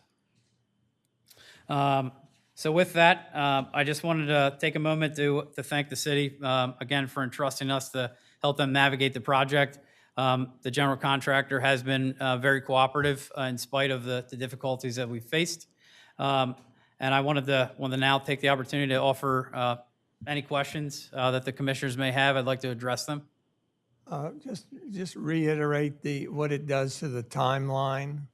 Yeah, so just to go back here, right now the delivery date is still May 16th, 2025. Thank you. Sure. And I think the other question others might be interested in is as far as the extra monies, where are we getting that from? Right. So currently, our director of finance is looking at what it would look like to finance the project. Cities traditionally can finance projects at a much lower interest rate than what you or I would pay as a consumer. So we are looking at that. And then also the additional funds would most likely, if we do not finance it, would come from the surplus from last year. As the audit continues to progress, it does look like the surplus is actually higher than we had anticipated, but I don't have a firm number on that for you. So, Commissioner? Just a question, what were, in the financial analysis leading up to this project, did we anticipate costs like this, and did we budget for them? so we do have a contingency on this project. What is the exact number? So I'll pull that summary back up. So to answer your question, yes. Anytime you're driving piles, there's anticipation that you're going to need more piles. And in fact, during the bidding process, we had asked the bidders for a unit price for additional piles. The trouble is you don't anticipate 41 additional when 90 was the baseline. So that answer your question? Yes, I think the costs now are at around 552,000 that were over budget. Is that right? Yes. Yeah, and my question was, did we anticipate that we would be that much over budget at this stage in the process? I would say the answer is no. No one could have predicted the issues that we ran into out at the site. And I think the city did extend quite a bit of due diligence before we were involved with the design team to try to analyze what was at the site, even identifying where any of the existing piles may have been for the current structure that was there that was demolished. Thank you. Sure. From the $552,000 in change orders, has that money actually been spent, or it just changes the contract price? So it changes the contract price, and the work has been completed. With these higher number items with the piles, we had obtained unit pricing from the contractor prior to them, starting work. We certainly didn't know how it was going to go. We certainly didn't know how many additional piles would have been needed at that point. But the underlying issue is we could have been in a scenario where we still don't have all the piles driven today, and we'd be waiting until September with the site the way it is. But my question is administrative. We've actually spent the money, correct? Checks have been written. They have not been billed yet from a contractor standpoint. They have not been billed. That's right. Okay. And so we've basically have $552,000 in change orders. Who's authorizing that? So our process is submission to Henry Matzloff. He works with the team and they approve. So it's ultimately Henry's signature. Okay. Thank you. Anybody else? Commissioner Gossett? You had mentioned, and just going through numbers, change orders 2, 3, and 6 don't appear here, and you're saying they've either been rejected or still being negotiated. Can you give us either now or in the near future, a dollar amount of those 3 change orders that are either rejected or being negotiated? So I can answer. Number 2 was rejected. Number 3 utilized a contingency. You can see the decrease from 250 to 219. And then any future change orders, we can certainly find a way to communicate those on a regular basis if you'd like. And you're stating, kind of understanding, underground construction with this aspect, that's potentially where all the change orders may be found, because you don't know what's underground type of thing. And is there an anticipation of additional change orders once we begin actual construction? There is a risk for change order work during construction, and I think it's reasonable to expect, and that's why you see an owner contingency there to allow for things to change. And that may be as simple as an additional receptacle in a location that equipment wasn't anticipated. When Captain Giles starts walking the building with his team, he says, you know what, we need to put radios in this corner. It could be something that simple, or it could be we start any of the systems and find that there's an issue with the design and or the install as installed, and we have to work backwards. So yes, there's always risk, but I think the contingencies are in place, address that risk fairly for the size of the contract. And from my perspective, I don't think there will be change orders of this magnitude moving forward because you know you're going to build this specific building in this specific place. Yes, that's correct. So, City Manager, did I just hear you correctly that our surplus from the last fiscal may be larger than we anticipated? Correct. How would that be in July? So until we have the audited financial statements, that's when we get that number. But I can go into more detail on that and research that later for you. Is there a projected date for those audited financial statements to be presented? Evan, do you have a date?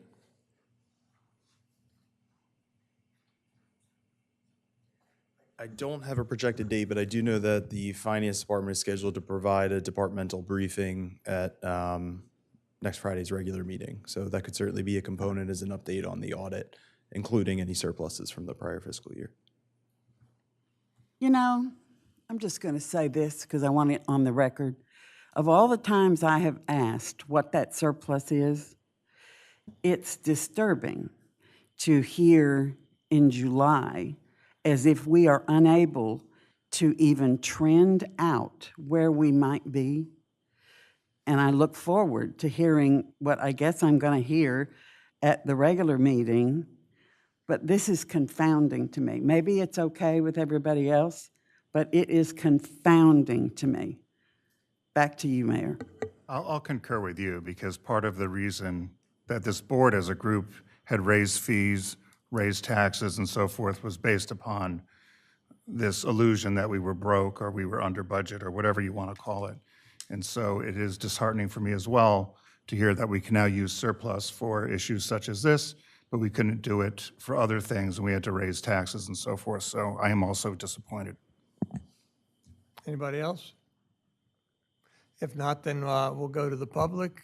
Walter, we're using the front, center. That's what you'd like me to use. I'd like to use this microphone.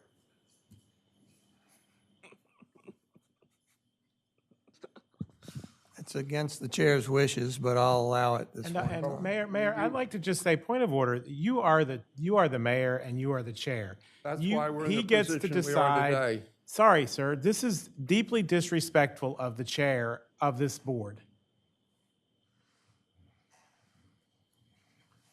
My name is Walter Birmingham, 123 Hennepin Avenue. The first disrespect, what's the date of this presentation? When was it done? Published date? The presentation, when did you finally have it put together? July 4th. So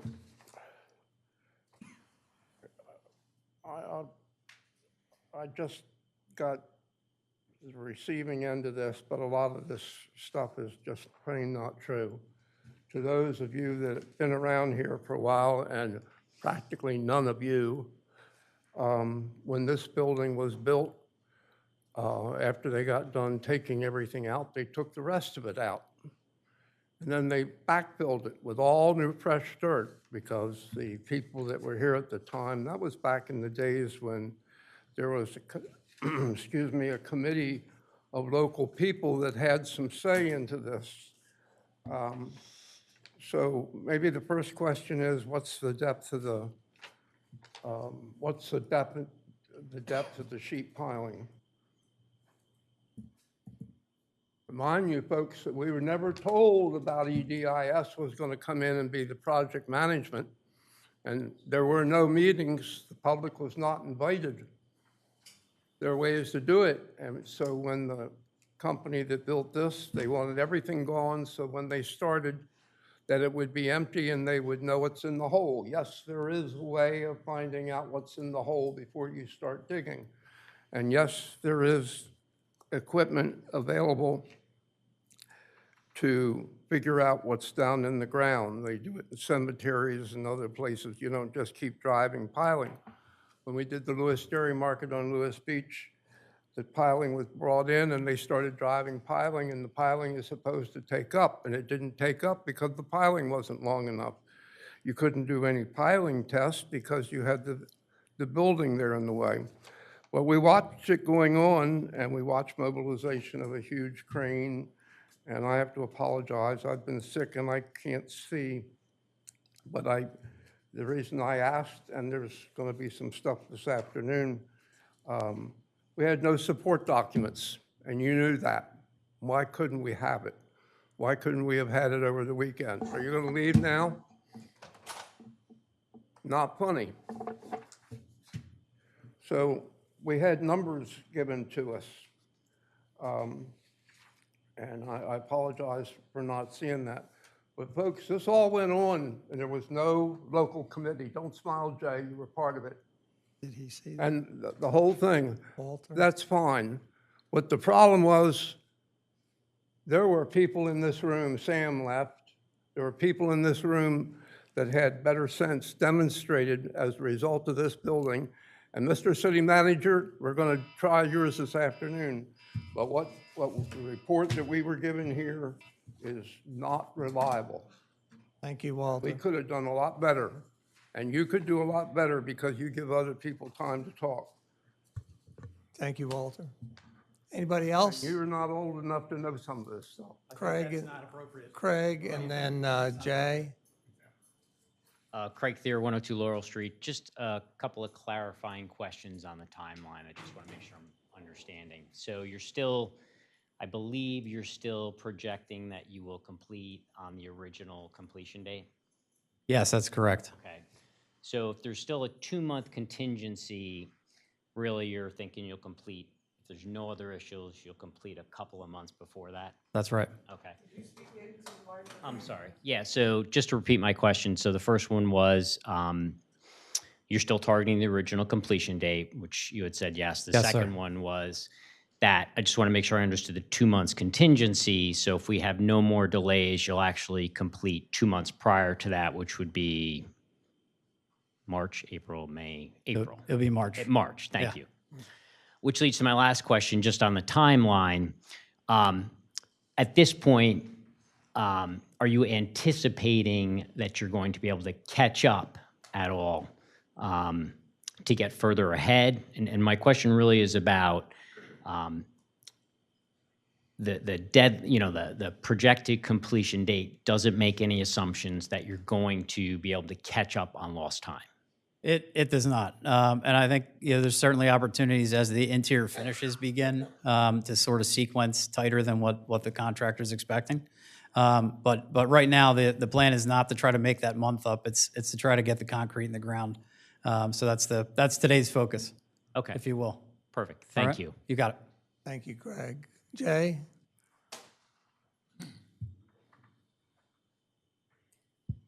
I'm Jay Legree, and I still live on Prospect. We need to remember that budgeting is the best guess.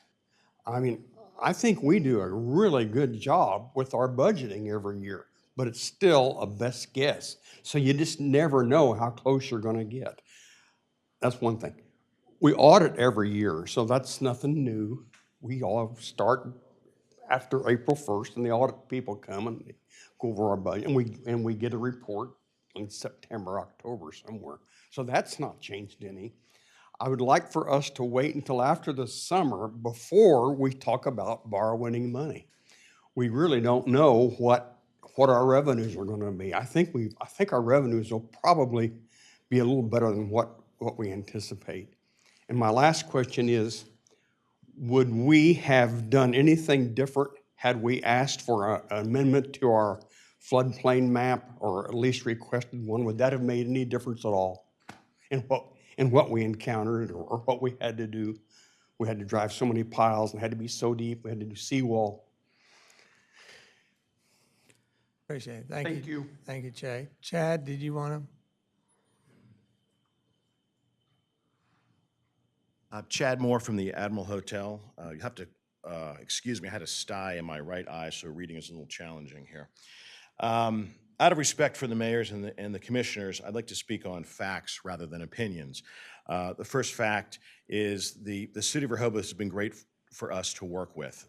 They provided us some extra spaces that we needed during our check-in, check-out process, during the walk-in process, which is when potential customers are checking on rates, et cetera. And JD had pointed out earlier, we've had bi-weekly meetings where information from the city, the construction reps, engineering, has been very helpful to our updates in getting us to where we are. The construction delay was an unfortunate delay, had some negative effects on our businesses. And I want to go over some of those effects. I think earlier in this week, I think Carol Everhart was quoted as discussing that the hotel business is up in this town. I can tell you that it is, because we do have other properties, not only in Rehoboth, but in Georgetown and Milford, which are all up double digits. Our business at the Admiral is down 11.5% year to date, which is a challenge for us. We've had some noise complaints. We've had some complaints in getting people to come down the street. Walk-in business is where someone does not have a reservation and they walk into the hotel. Our walk-in business at the Admiral is down 11%. And our walk-in business at our other property, the Oceanus, is up 10%. Our business at the Rehoboth Microtel is up 25%, as in walk-in traffic. Reservations are down at the Admiral, and they are up in our other Rehoboth properties. However, I'm very encouraged to hear the 5/16 completion date. My biggest fear was that this would drag into the next summer. Also, within that is a 2-month contingency, which makes me feel a lot better. I had spoke early on, myself and or Ernie, about the life safety. And I think, Commissioner Gossett, you hit the nail on the head when you said it's the responsibility of Rehoboth Beach to protect the residents and visitors. I couldn't agree more. We had an incident last week in which we had a delivery truck that was parked in front of our property for 18 minutes. The national standard for EMS response time is 8 minutes. Had we had a medical emergency, we would not have been able to have the proper care for a customer there, which, all right, I will stop and be respectful of my time. Thank you. Thank you. We'll contact you, Chad, so you can finish that conversation. Mark, you had, well, I had Mark and then Suzanne, but that's fine. Suzanne Good, Grove Street, full-time resident. Just for everyone's edification, I know I learned a lot in the first week of May from the construction supervisor that there's a historical exhibition in back of the Sands Hotel desk. They were very kind. I went back, and one can see the newly completed hotel, 1959, and that its swimming pool at the time was where, of course, your construction site and the lifeguard station was built. Then the 1962 storm, March 62, I guess, took out that swimming pool in a way that it was severely damaged.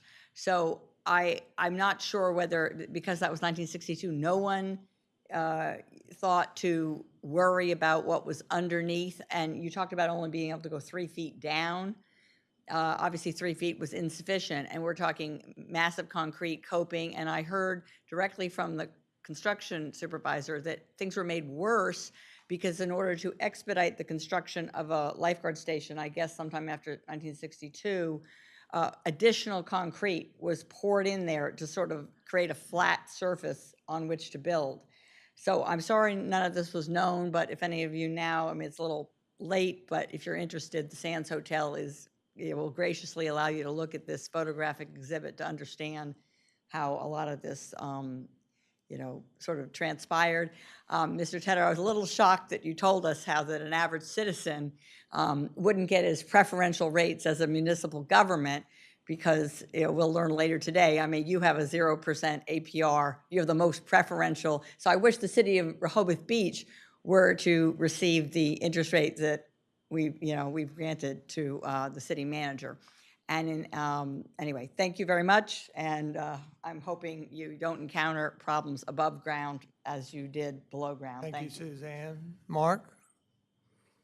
Well, Mark 1 and then Mark 2. Mark Saunders, 255 Country Club. I just have a question I don't understand. The prices on the order seem to be so high. How do we know that those are fair? Mr. Tedder maybe could tell me, or? So I can answer that. We go through a pretty aggressive process with the general contractor to make sure that all of their subcontractor prices and the backup prices for those make sense from a materials and a supply and install perspective. That includes rental equipment and the like, which is why I mentioned that some of them, you can see the date that they were submitted versus today, and it's being presented because there's a lot of back and forth to make sure that all the taxpayer money was being spent appropriately. Okay, well, thank you. Yeah, so our Public Works Director reviews all of the bills and makes sure that anything that looks out of the ordinary, then he's negotiating that I just want to make sure price. that we are being representative, we the taxpayers. Absolutely, yeah. Thank you. Thank you, Mark. Mark, number 2.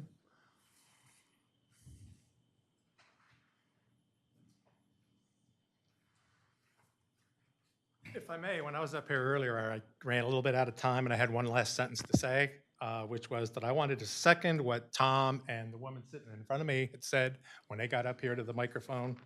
That being said, over several years, when I wasn't lifeguarding, I installed a bulkhead from Funland to the Pennsylvania Railroad Retirement Home. I also replaced stairways and a handicap ramp from the boardwalk to the beach. Problems? Yeah, we worked through them. But I don't recall that we got any extra money because of the problems. We expected it or we worked through it. We had a bid and we worked through it. And we came in for what we said we would do it. That's all I got to say. Thank you. Anybody else? And if not, we'll bring it back to the table. Any further questions up here?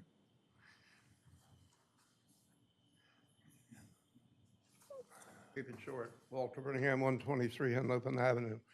Everybody that you've heard about today was being paid big bucks. But what some of you don't know, some of you, is that this project went to bid without the final plans. They had not been approved. So how the hell, you wouldn't build a house that way. And if EGIS construction was really good, they would have stopped this one. The final plans had not been brought back to the public. Again, Mr. Mayor, as you said that you would do at the time, and you cheated us again. This is the first report to the public. Or to the public, excuse me. Thank you very much. We appreciate you coming, and thank you, Taylor, for facilitating this update to us. Of course. With that, the next item of new business is discussion of a strategic plan proposal sponsored by Mr. Tedder.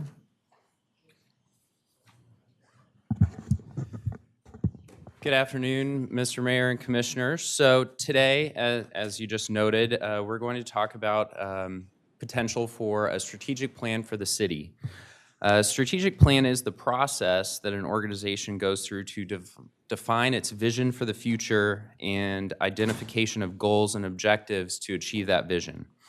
In the case of a city strategic plan, it does involve community input, examination of community strengths, weaknesses, opportunities, and threats, development of measurable, actionable goals. The City of Rehoboth Beach does not currently have a strategic plan. We do have the CDP, but I'll get into how that's different here in just a moment. We also do not have a clear singular mission or vision statement for the city as a whole. We do have a series of broad vision statements within the CDP, but that's different. This would be more centered around the organization as a whole, as the city, not just zoning, planning, building related things. So that would help clearly articulate and represent the values and priorities of the organization itself. I also attached a publication by the International City County Management Association in the packet to talk a little bit more about how other cities do strategic planning and local government. So I have heard a lot from a couple residents and a few of you. We have the CDP. Many cities call it a comprehensive plan, a master plan. Ours is the comprehensive development plan. So it's served our purpose well. We recently went through updating that a couple years ago. Why would we do more community engagement? Strategic plan content is areas that are atypical of comprehensive plans. And so that includes approaches to operational and fiscal conditions, ways of engaging stakeholders. We've talked a lot about Reach Out Rehoboth. So other ways of reaching out to stakeholders. It would also include workplace culture, the quality of community and relationships, approaches to perennial or societal issues, and this would primarily be community concerns or desired outcomes that are unrelated to land use and zoning that could be addressed in a creative, collaborative strategic planning process. Just a few more differences between comprehensive planning and strategic planning. Comprehensive plans are statutorily required and typically have a 10 to 20 year time frame and then are updated that 5-year period. A strategic plan is typically a 5-year plan, and it's a work plan where city staff, myself, our department heads could then have these delineated items, strategies that we can work on over time and then report back to you as a board and the community to share and show that we're actually accomplishing your goals. So essentially my proposal would be to move forward on exploring what it would look like for the city to create a strategic plan. In my former role, we did utilize a consultant to do that for us. We didn't have the staff to put in the staff time to do that whole process. I recently went out for RFP for a strategic plan in February 2023, and the submissions that we did get back ranged from 23,000 to 72,000. So that's why I put in here the $30,000, which could be accommodated through the city manager's budget.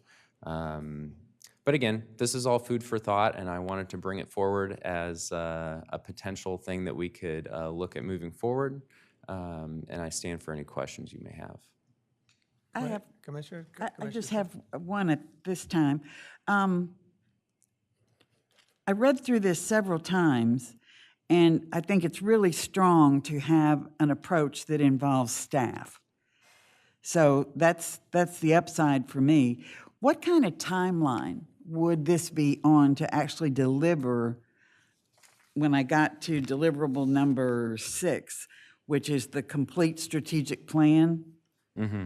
Did I miss the timeline somewhere in here? No, you didn't miss it. I did not put a timeline in here. It typically is 5 to 6 months from the time you hire the consultant. Okay. Depending on the level of community engagement that we want, because you have to schedule the meetings and all of that.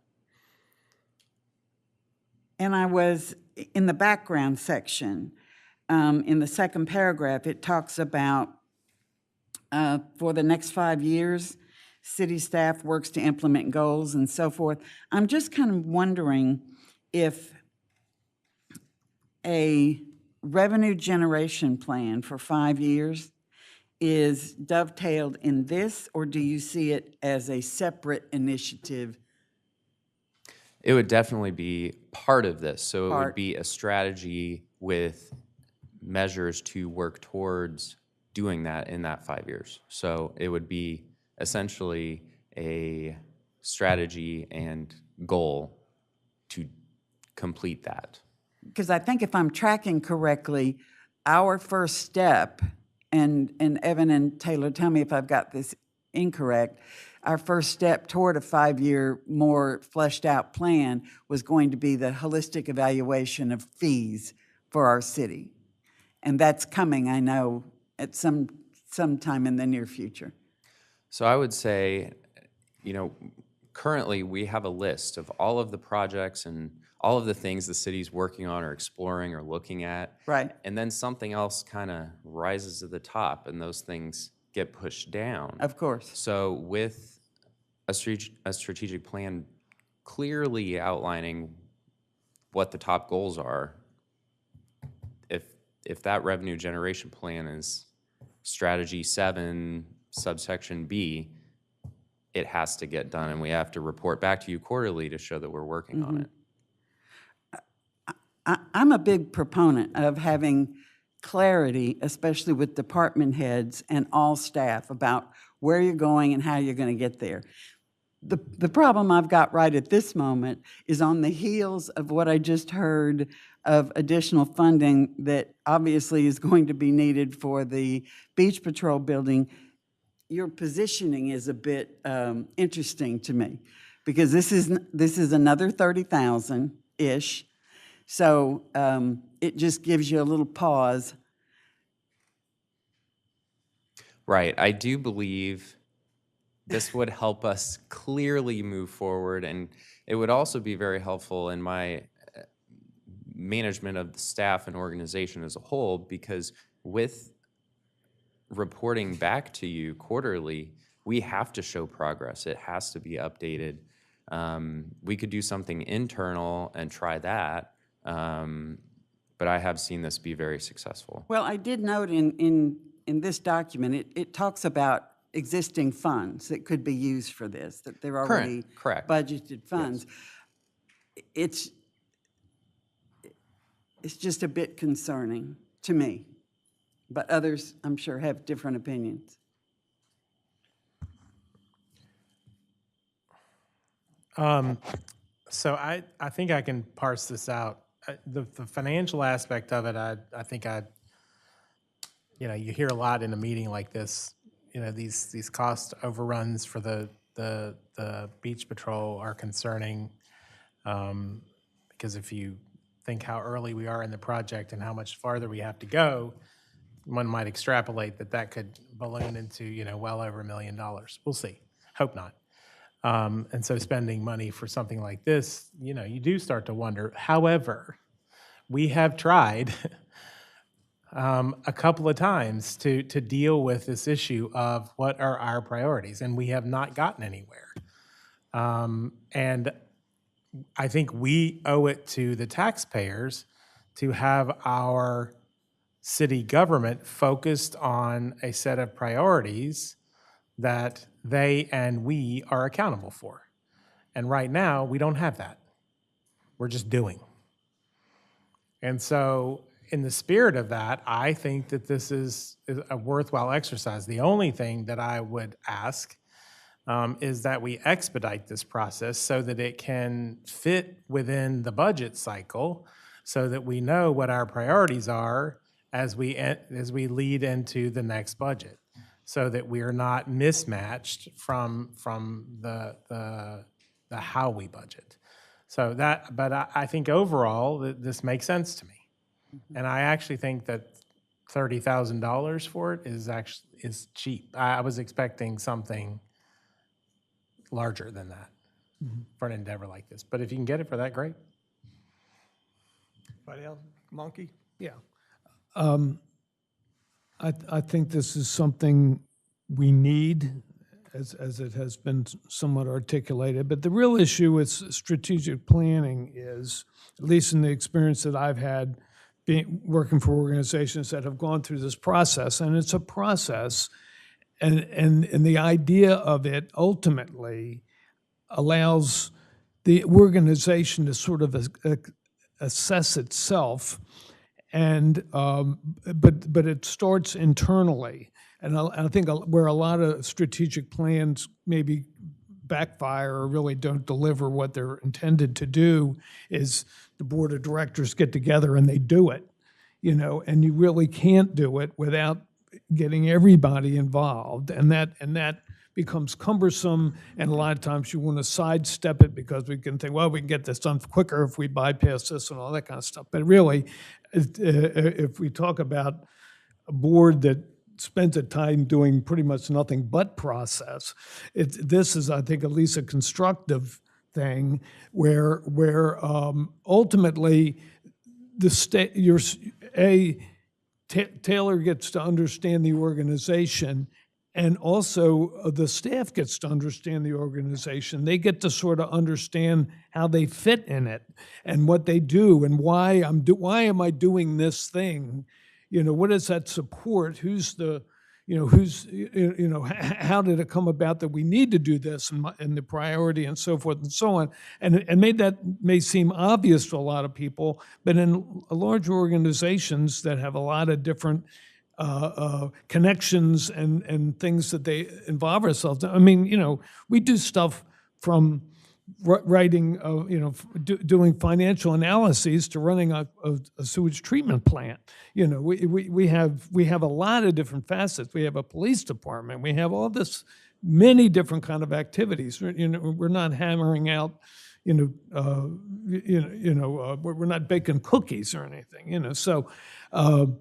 That's why I do think this is valid. The only thing just from going through this that I just want to know, and I don't think the cost of this is necessarily exorbitant, but the fact that we've just gone through an arduous strategic planning process, there's a lot of the sort of front end stuff about the demographics and all that kind of stuff.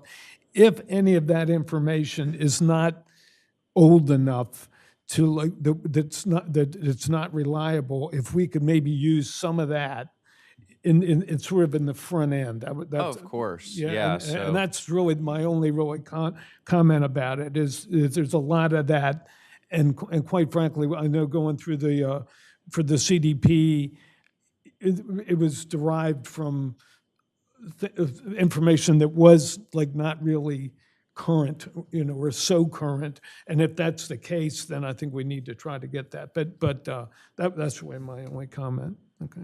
Thank you. Thank you. Anybody else? Yeah, I support the development of a strategic plan for the city. I think our comp plan is a land use plan, and that really is what it's intended for. Just a couple of thoughts is that should be approaching the 5-year update of our CDP, and perhaps this strategic plan development could be done in concert with the update of the CDP.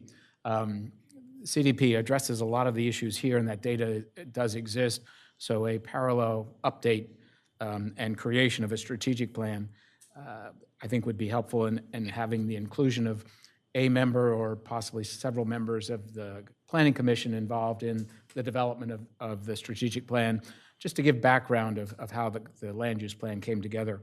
And two elements I don't think we employ in the city currently, and that's strategic thinking and workplace culture evaluation.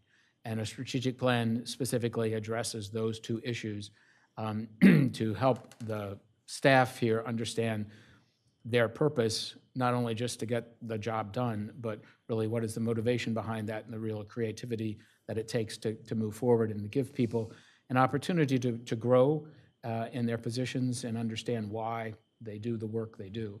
So I'm very supportive of this. The timing on costs are always problematic, but I think if looking at some of the updates for the CDP, where those costs have already been included in the budget, may have an impact on the cost of the strategic plan.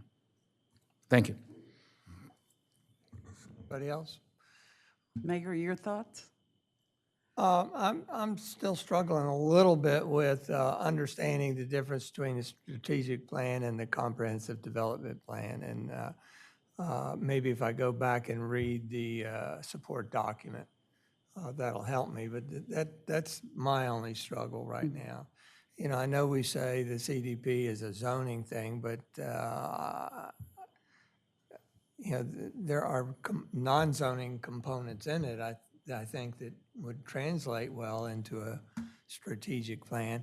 I'm a little frustrated, frankly, because under the last city manager, we had we tried to filter out what a strategic plan was, and we didn't get anywhere with it. Yeah, How's the I did opportunity? review We had some what work was visioning. done. We had Yeah. some visioning things, At one meeting. yeah. I think it comes down to that this is an opportunity to align the staff with the CDP implementation, and it provides accountability and implementation of the specific departments with their responsibilities to the CDP. Chapter 3 of the CDP is the community character and profile. That really is the only aspect of a strategic plan within the comprehensive development plan. All other chapters, except Chapter 8, the implementation chapter, deals with land use. So it is the option of implementing the CDP, which we are not well successful in doing that. So I think the strategic plan involves the staff and shows that their alignment to what their implementation factor and participation in the implementation of the CDP is required. It really gives us established goals and objectives and measurable results and accountability. Well, and I'll just come right out and say, you know, the elephant in the room for us is always, we have such good intentions, and I'm hoping as a change agent that you can make some inroads, that sometimes we say something will take us 6 months, and a year later, we're still at it. Right. Yeah, so that's a cultural and behavioral aspect that we have yet been able to crack the code on that. I do believe using a professional that does this all the time, we will be able to have a true work product and then move forward. So Mayor, I have a quick question for Commissioner Gossett. Maybe you're not the right person, but I know you know the answer. So, and it's directly related to this and the comment that Commissioner Sharp just made. On the CDP, I think I heard at a previous meeting, one of the board members tell us that there were 10 deliverables or 10 objectives ultimately that came out of this that were to be done, and we have accomplished none of them. Is that factually correct? Well, if I'm remembering correctly, explain this. The mayor and commissioners were charged with developing the top 10 priorities of implementation in January of 2023, which we did. And we have not taken any action on any of those, correct? So, point is... Let me add something, though. So that was related to this discussion about committees. I see. Right, so the issue was, are the committees in line with what we have decided are the priorities of the city? Under the CDP. Under the CDP. So when we looked at the top 10 priorities that the commissioners had picked, there were none that matched. So that's where the "we've done nothing" came from. Yeah. Other things have been done. Sure. It's just, and other things are ongoing. It's just those 10 that were picked by the commissioners were not necessarily addressed. Because they might have been related to the CDP. And there are so many other things that are... Well, they are all related to the CDP. And I see. And the role of the committees in implementing these top 10 priorities, that was what Commissioner Bennett researched in the aspect of those top 10, if you will, list that the mayor and commissioners came up with, did not at all coordinate with the activities of the committees. I see. Thank you. The point is really to say, it's fine to have top 10 list or a strategic plan, but if you don't do anything with it, then it's senseless to have spent the money. Right. So And it's... I totally agree with you, and it becomes, collects dust on the shelf, but I think with the responsibility given to or taken by the city manager and the staff to employ strategic thinking in this regards, that's one of the elements of the equation that we are missing. Yeah, I agree. Edward, Yes, ma'am. anything going on up there? I agree we need it. I think it's an important effort to help guide us for the future. I think what I struggle with is just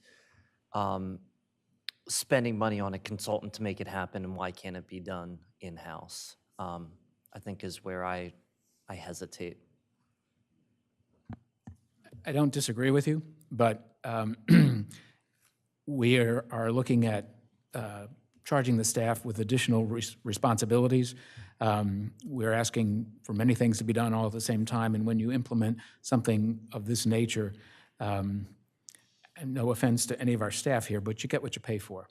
And if to charge our staff with doing another level of work that should be so intense and defined as developing a strategic plan and implementing the strategic plan, I believe it is money well spent. So I'd like to support that point and say that I do disagree that it should be done by a third party or led by a third party, because just to use a specific example based on my own experiences, when you start talking about culture, the people it's the staff that you're talking about, the culture of the staff. You can't ask the staff to lead a discussion about the culture of the staff and expect to come out of that discussion with an objective observation of what's going on. You just can't. It's human nature. So that's just one small example of why a third party actually makes a lot of sense. I'd like to go to the members of the public. Is there anyone that would like to speak? Suzanne?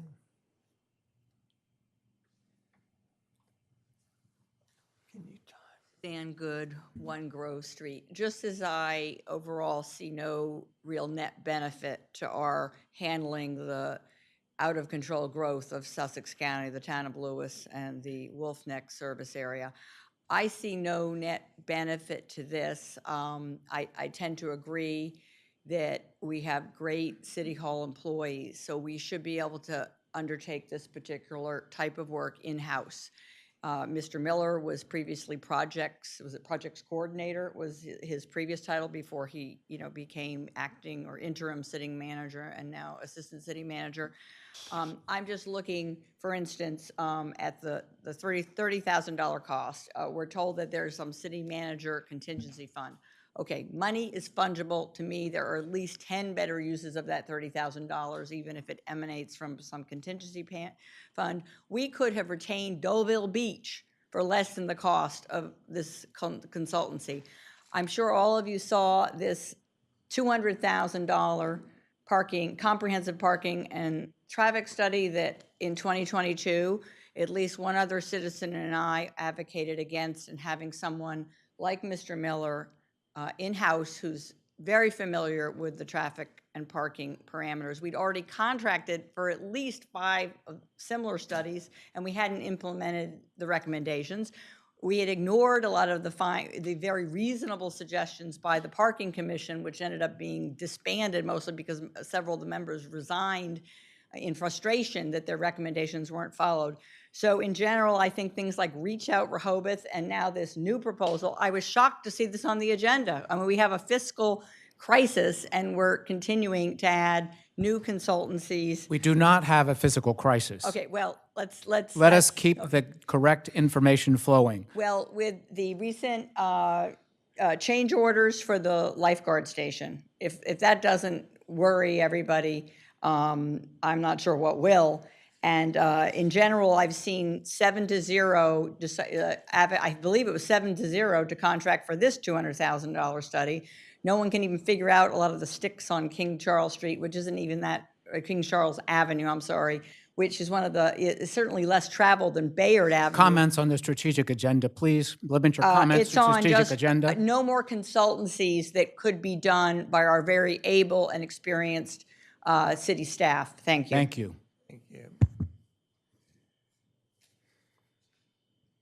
Anybody else? Francis?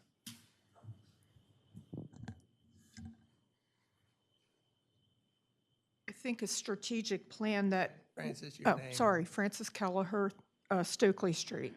I think in the strategic plan, maybe not, I just think what's important is a strategic plan for the financial, for the things that we're going to be doing and the financials associated. Some of the things are a little bit more, again, I think things that could be done by our HR person, some of the softer things, if you will. But I definitely think what seems to be missing is a real big picture strategic plan, checking it, back and forth on basically all of the finances. So in here, it said about linking it to the budget, but I guess to me, the budget always just seems to be an annual thing, whereas we don't seem to have a big picture going forward of what the budget's going to look like 2 and 3 and 4 years from now. So if that's what the strategic plan was going to do, then I think that would be a good thing. Thank you, Francis. Anybody else? Carolyn?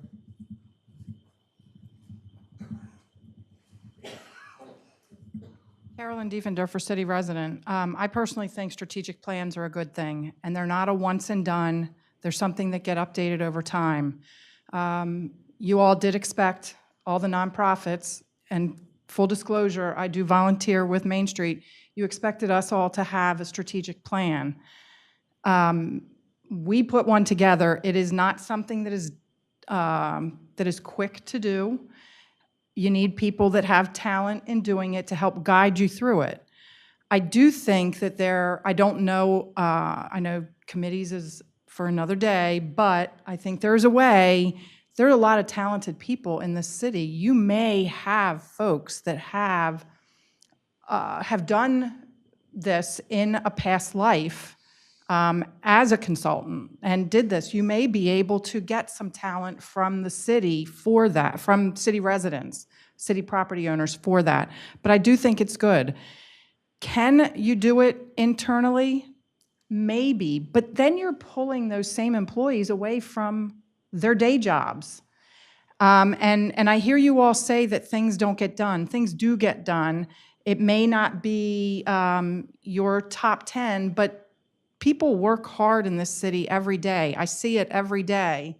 We thank Chief Banks for the security around the fireworks. I think we also need to thank our citizens for, or not our citizens, the Streets and Transportation, or Streets Department for the cleanup they did, that kind of thing.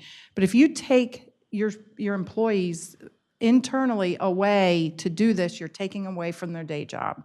Thanks. Thank you, Carolyn. Carolyn, thank you for that, and especially bringing up the business about requiring our grantees the same requirement. Yeah. Craig Thur, 102 Laurel Street.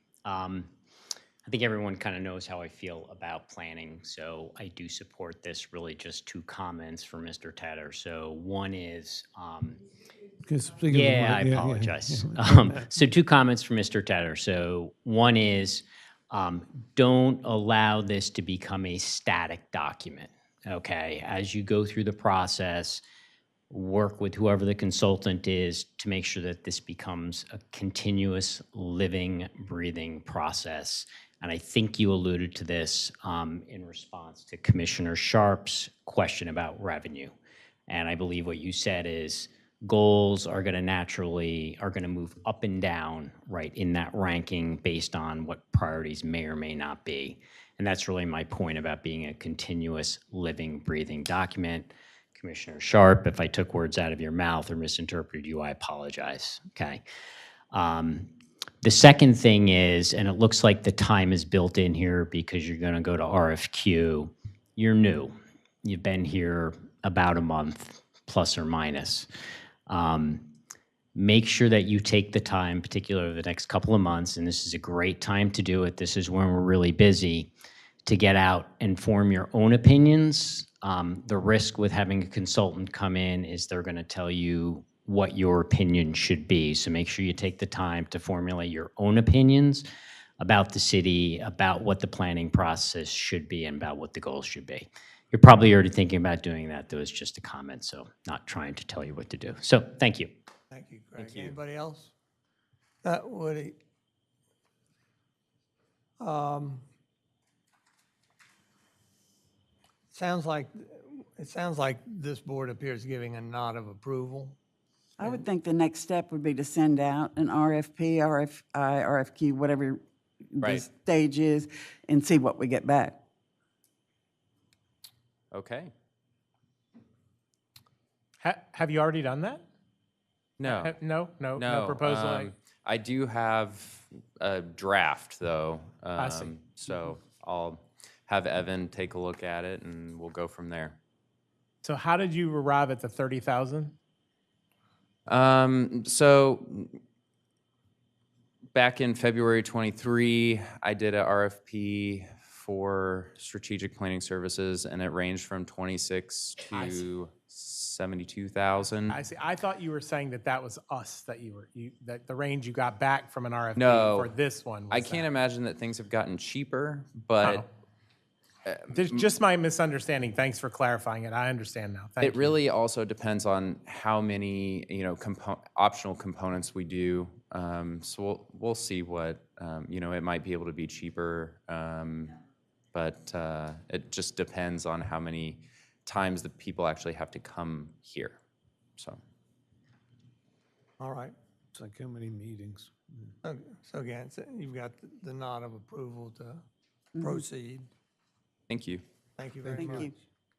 you. With that, we'll move on to commissioner announcements and comments. I have none. Anybody?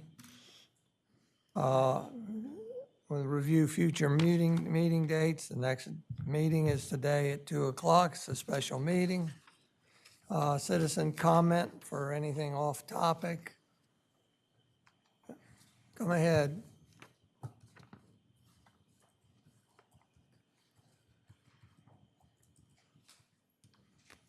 It is much my earlier 3 minutes didn't give me enough time to explain myself. As far as engineering, I just also wanted you to know that as an operating engineer, I've worked at rebuilding Reagan National Airport, the Woodrow Wilson Bridge, of course, the bulkhead under the Rehoboth Boardwalk, a causeway in Roslyn, a dam in the Potomac River, which used to be called the Drowning Machine, the Woodrow Wilson Bridge, 2 marinas and 2 wastewater treatment plants. And when it comes to wastewater treatment plants, I built the Lewes wastewater treatment plant. I was the crane operator. I lifted everything that went into that plant. Before I had time in the crane, I bent some of the rebar and did everything else that was involved in that plant. Before the treatment cells went into the water, I had to repair the electric hoist within the building that was going to put them in the water. Because when I opened the boxes, I realized you had 30 minutes to put those things in water once you broke the seal. And if the electric hoist didn't work, you were screwed. The most expensive items in that plant are those treatment cells. I heard this morning they used 3 out of the 4. I guess they ruined one a couple months ago when they were trying to wash it. Some guy got hurt, and they didn't get it back in the water quick enough.